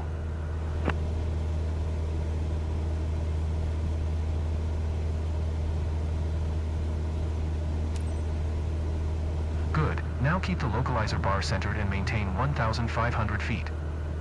The glide slope is displayed next to the altimeter on your PFD. If the green glide slope diamond is above center, you are below the glide path. We always start out below the glide slope, as we want to intercept the localizer first. 500 feet. We'll wait for the glide slope to start moving. You needed to stay at 1,500 feet until reaching the glide slope. Oh, maintain 1,500 feet. Try to maintain 1,500 feet until we intercept the glide slope. She said 500. Oh, it says now we'll wait for the glide slope to start moving.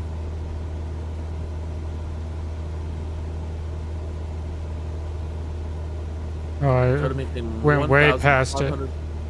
That's okay. Come back. No worries. I recommend we go back to using automation for this. I kind of don't want to. Okay. All right, then I'm not going to push it. Here comes the glide slope. Maintain 1,500 feet until it almost reaches the center. The computer has to be able to handle the handshake. Okay, here it comes. Here it comes. Now reduce power a little and start to descend, using the VSI to aim for 500 feet per minute. Yeah, that blue minute. diamond is falling. It's falling. It's almost centered. That yellow bar is the center point.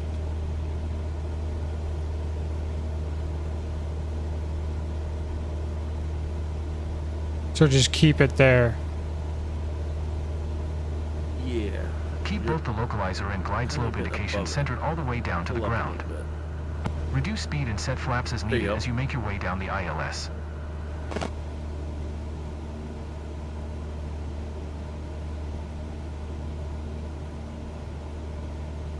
Yeah.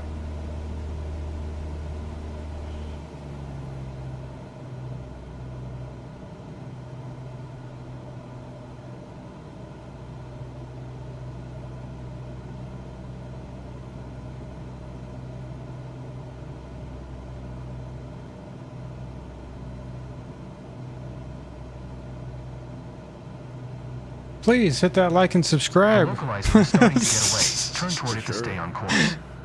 Hey, We got thank you too again far off the for localizer. having me on today and putting up with me. Thank you. It's no problem.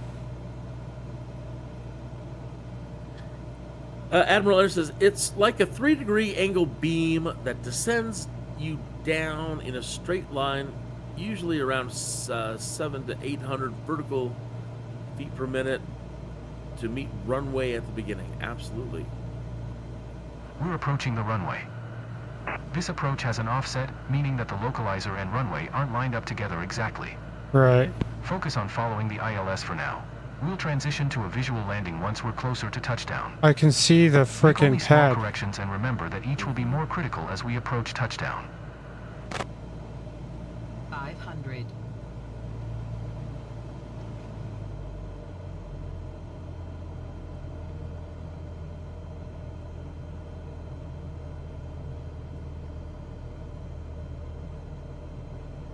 The glide slope is starting to drift away from center. You didn't follow the glide slope accurately enough.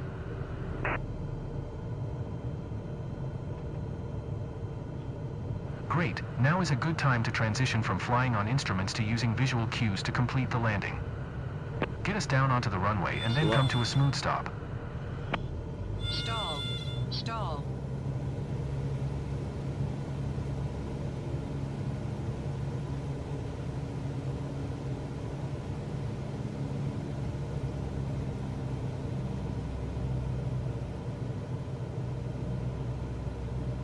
Prosperity says, just hearing all the things you guys are saying is actually teaching me quite a bit as well. I'm thankful to you all. That's awesome. Totally, everybody's input. Almost Aaron helped me so much the other night starting the company. And Admiral, you might be happy to know. Oh, this landing, here we come, here we come. That was good landing, by the way. But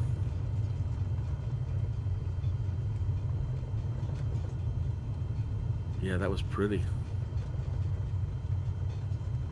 All right, so just know then.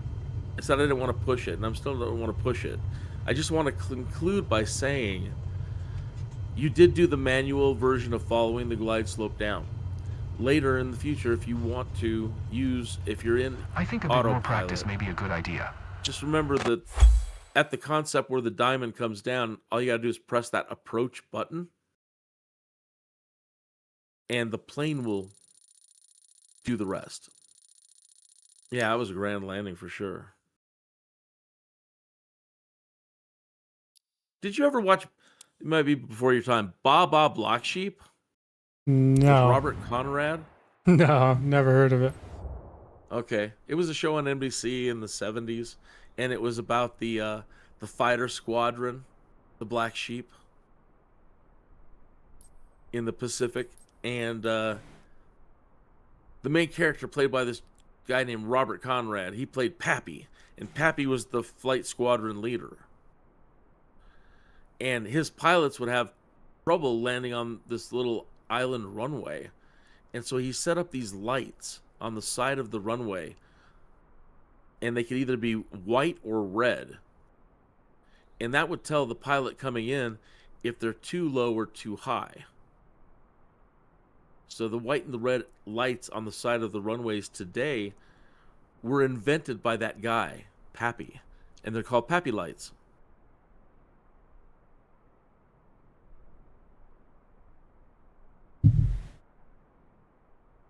Interesting. My grandpa, I tell you, has watched that show 100 times over. I've every now and then I search for it, and I haven't been lucky to find it, but I haven't searched in quite some time. I want to watch that series so bad. My folks used to watch it. What's it called? Baa Black Sheep. And it was a TV show? Yeah, about the real life fighter squadron. And the leader was Pappy Boyington.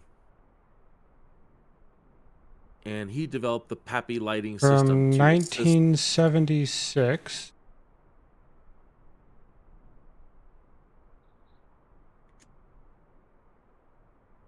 Let's see. Oh my gosh, Prosperity's grandpa. I could get Baa Black Sheep, the complete series. Wow. Prosperity says his grandpa was an old F4 Phantom pilot. That's sick. For real. I mean, holy sh... And they only had 2 seasons? Man.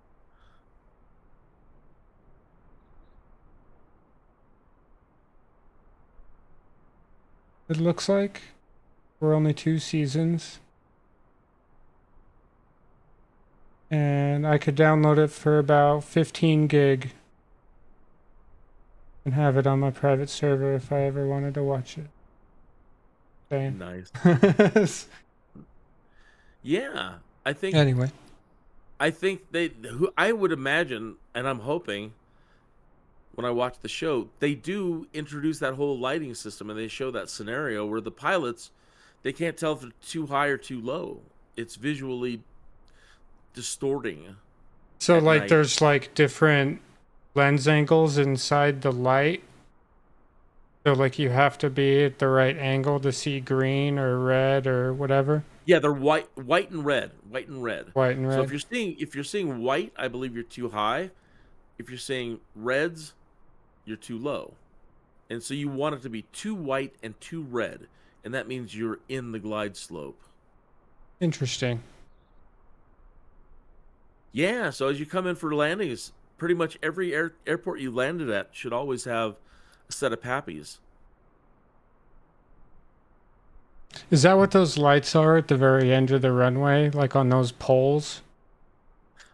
The ones directly in front of the runway are, I believe, the radar systems for ILS. The pappy lights are always over to the left, usually to the left of the runway, and just up about several hundred feet. Ah,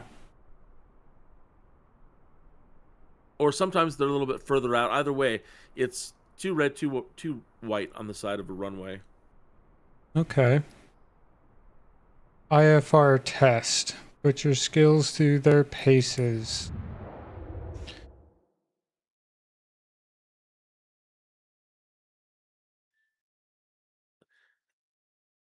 Almost Aaron's grandfather flew the F6F. Prosperity's dad's side of the family is big in the Air Force. Yeah, that is very cool. Cool beans, man.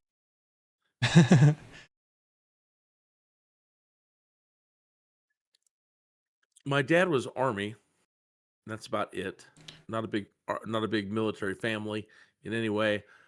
But your dad flew. He had a plane. He did. He had a Piper Cherokee. And it was the 1980s. It was coming out of the disco era of the 70s and moving into the 80s. And he only learned visual flying rules and was cheating and was flying back and forth between Colorado Springs and Rock Springs, Wyoming. And in the 70s, they thought they could do anything and get away with anything and get by.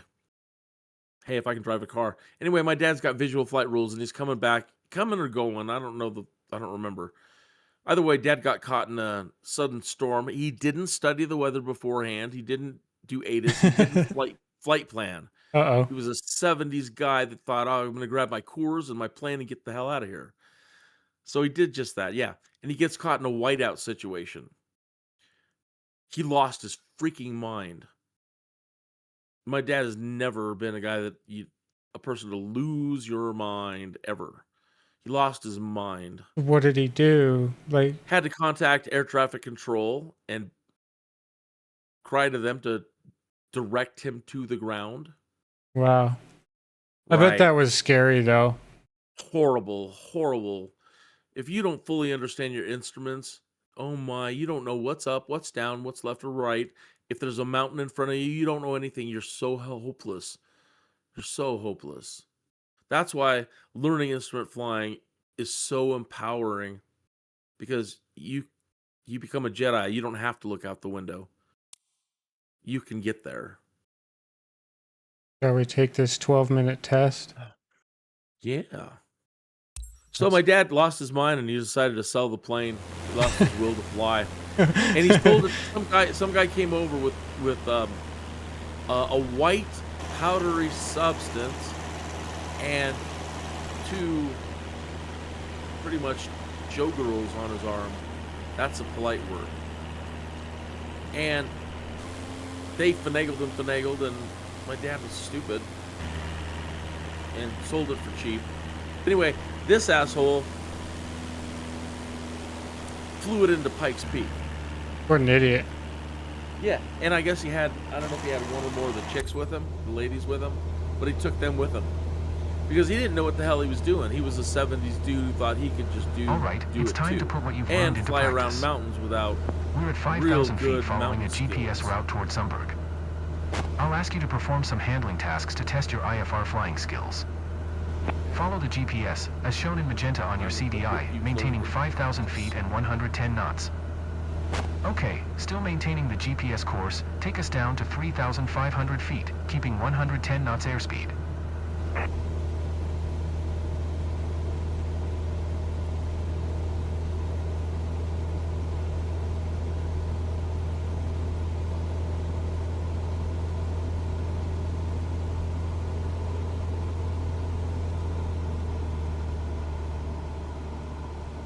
Power trim.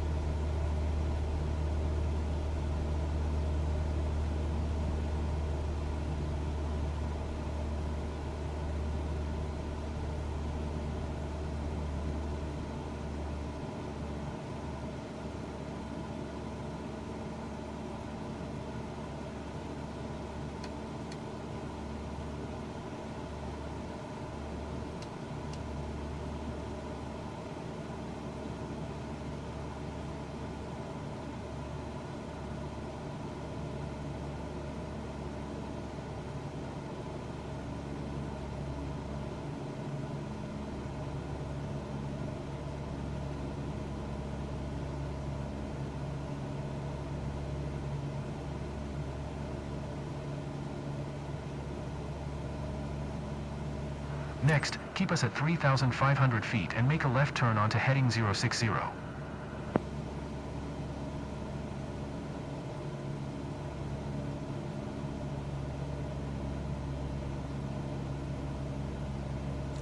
Zero 60.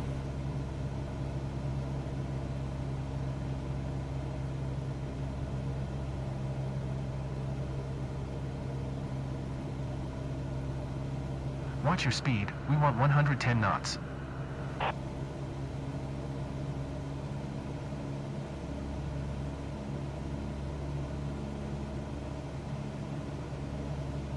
Keep us at 3,500 feet. You didn't hold your altitude accurately enough. I'm only Watch your 20 speed, away. we want 110 knots. You need to work on your speed control.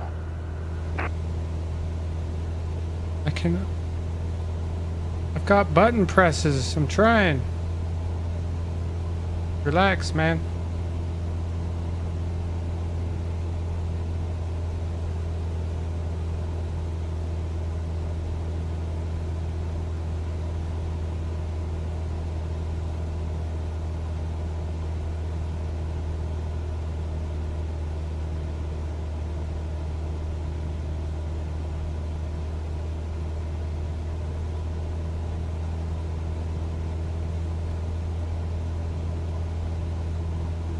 Alright, let's throw some other things your way. Please bring the speed back to 70 knots.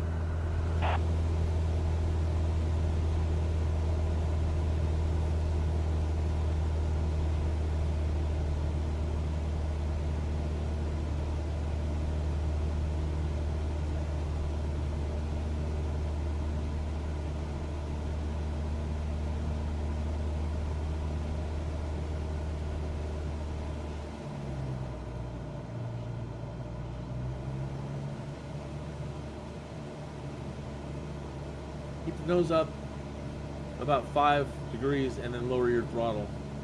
Hold 5 degrees. I'm working on it. I just had to. Right. Keep your nose up. You keep picking up speed. Keep that nose up.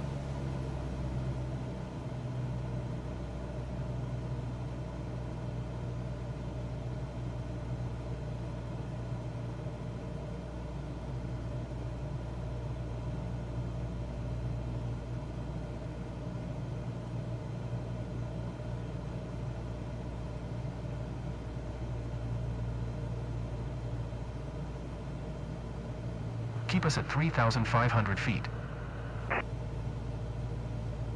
You didn't hold your altitude accurately enough. Yeah, that's about level. You Alright, now holding keep us your at horizontal indicator 3,500 down to feet, the 70 knots, horizon line and turn us is to the right descent. onto heading So you need 225. to be up in that range right there.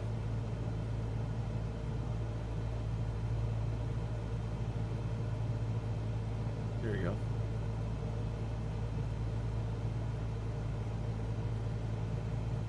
Stall. Stall. Stall. Stall. Yeah, don't pull the nose down to pick up speed. Use your throttle. Keep your nose where it's at. I'm And hold- tapping throttle up, but with a controller, it's in like small increments. Okay. So it's deceiving. Like you think I'm not doing anything, but I'm actually trying to just like maintain. But the sensitivity of the controller is different.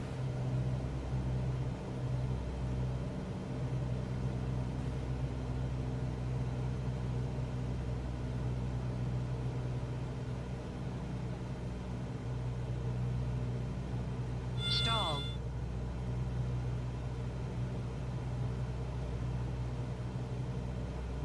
Stall. Stall. Stall.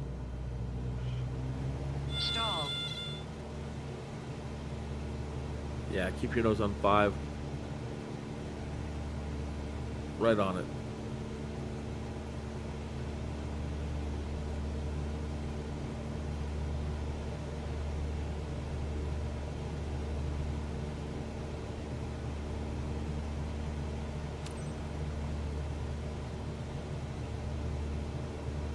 Okay, now get us back to 110 knots.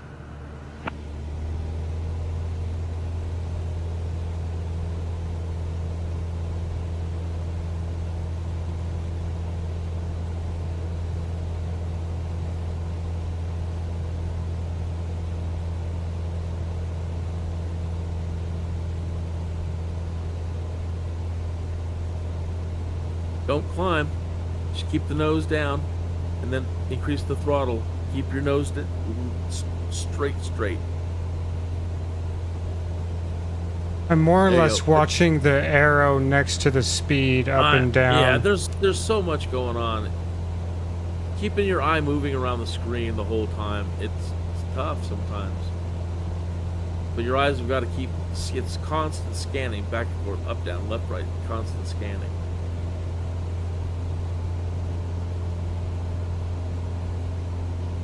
Well done, but there's room for improvement.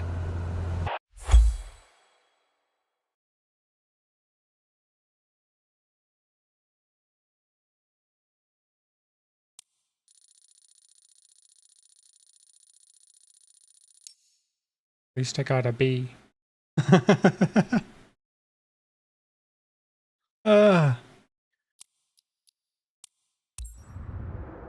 That was it. That was the last training, I think, right? Yeah, that's it. Almost Aaron says the training missions are weird at times. You can see better where your throttle level is from outside the HUD. Outside in the HUD. Yeah. I prefer the cockpit view, says Atlas. More realistic. Only go in third person if taking screenshots. But I toggle for better info when needed.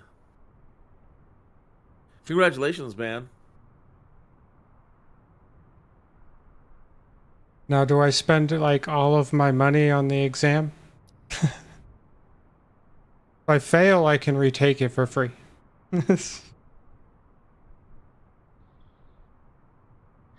I can't make that decision. That's captain's decision stuff. Prosperity says do it. If you think you understood all that, then yeah, I guess.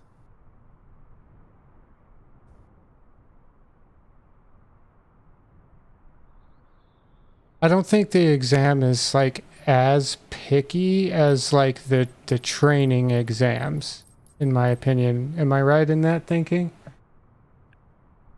I don't remember. I have to do them all again myself. Well, if you're just tuning in, hit that like and subscribe. Join the chat. Having a good old time in here. Happy Friday. Yeah. TGIF. Beer 30. Hey, it is. It's Beer 30. It's not as complex, that's for sure. Yeah.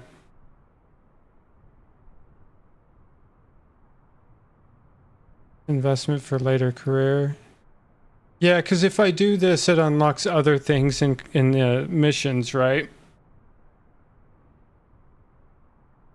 Yeah. Prerequisite. Oh, yeah.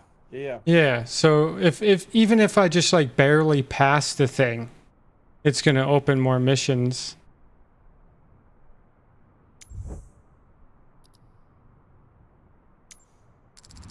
I'll have like $1,400 left.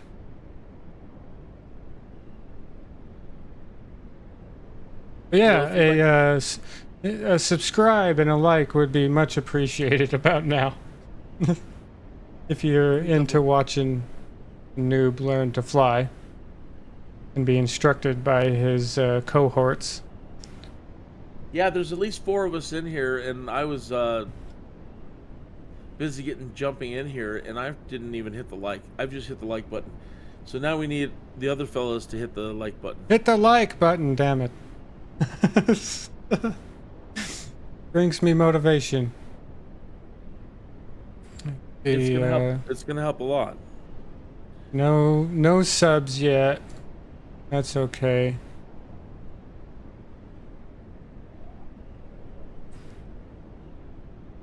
Alright, so I start there, I go to there, turn, and I come down, and I assume I just land, right?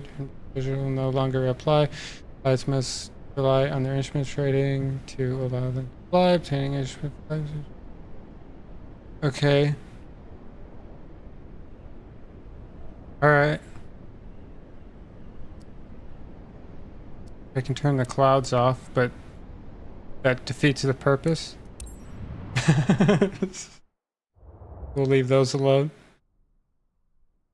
Oh, I hadn't noticed that. Yeah.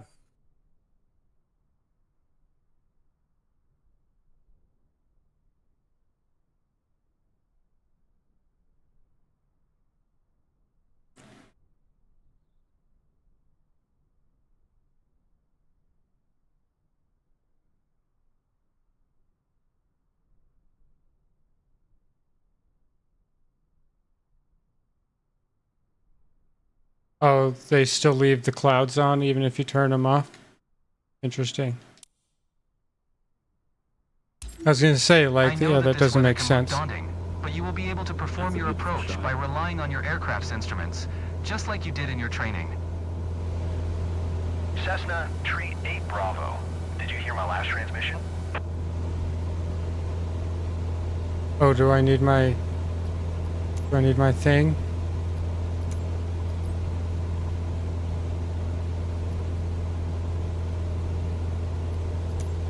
Acknowledge. What do you need? Oh, it was... Oh, you're acknowledging. I gotcha.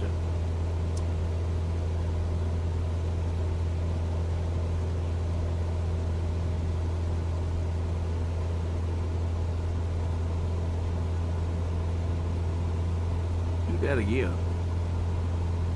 It's grayed out. Oh, really? Yeah. Hitting number 1 on. Oh, you don't have a keyboard. Yeah, I do. But that doesn't Oh. do anything.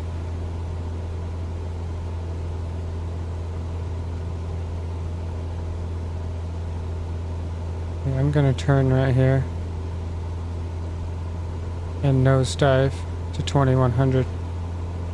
Because I'm a crazy guy.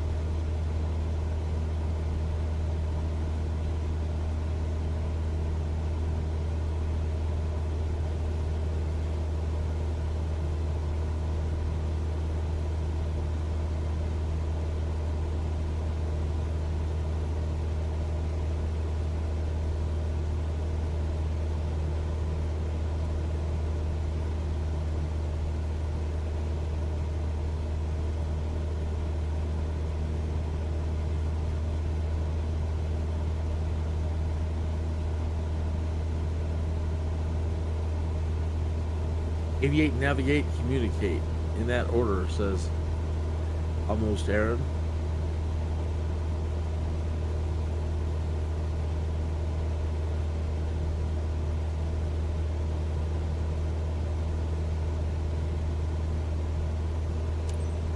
You can switch back to visual flight rules before landing. Identifying the runway lights should help you during the transition.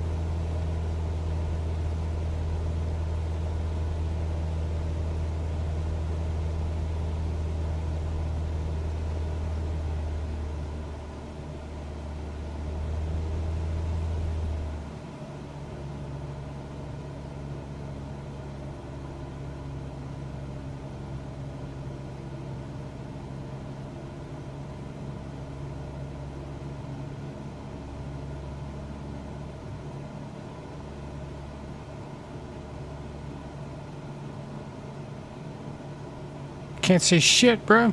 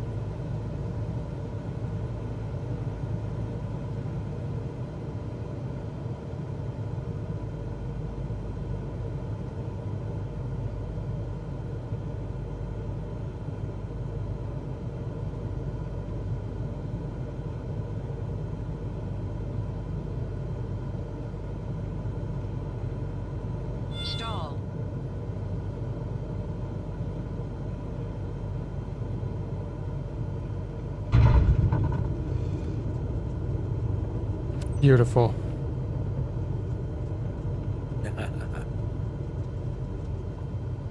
You heard me say that before you even saw it.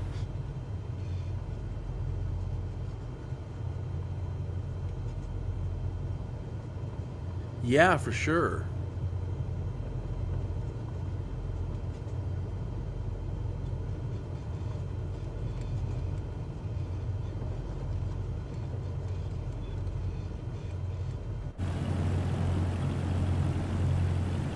Where's the hold short?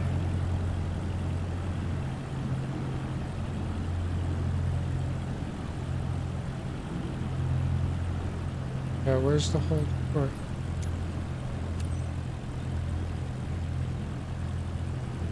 It says 3,345.33 nautical miles away. Yeah, I don't think that's right.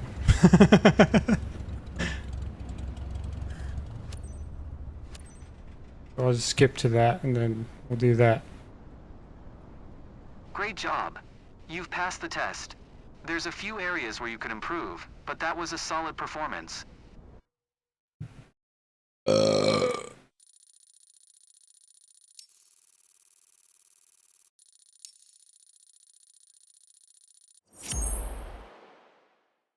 B student at its best.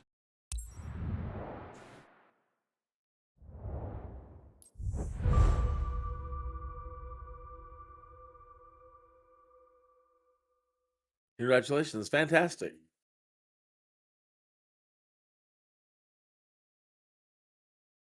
Yeah, I noticed the game started to have like stuttering or like a weird frame rate issue as I was landing.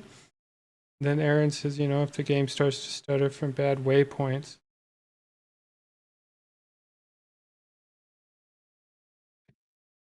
There was something wrong with the waypoint or something. I did Yeah, I that. can't even account for that weird distance to hold short. Yeah, I can't go 3,000 or whatever miles, 3 million miles back to a hold short. Impossible. Awesome. We completed Very much. 2 of them.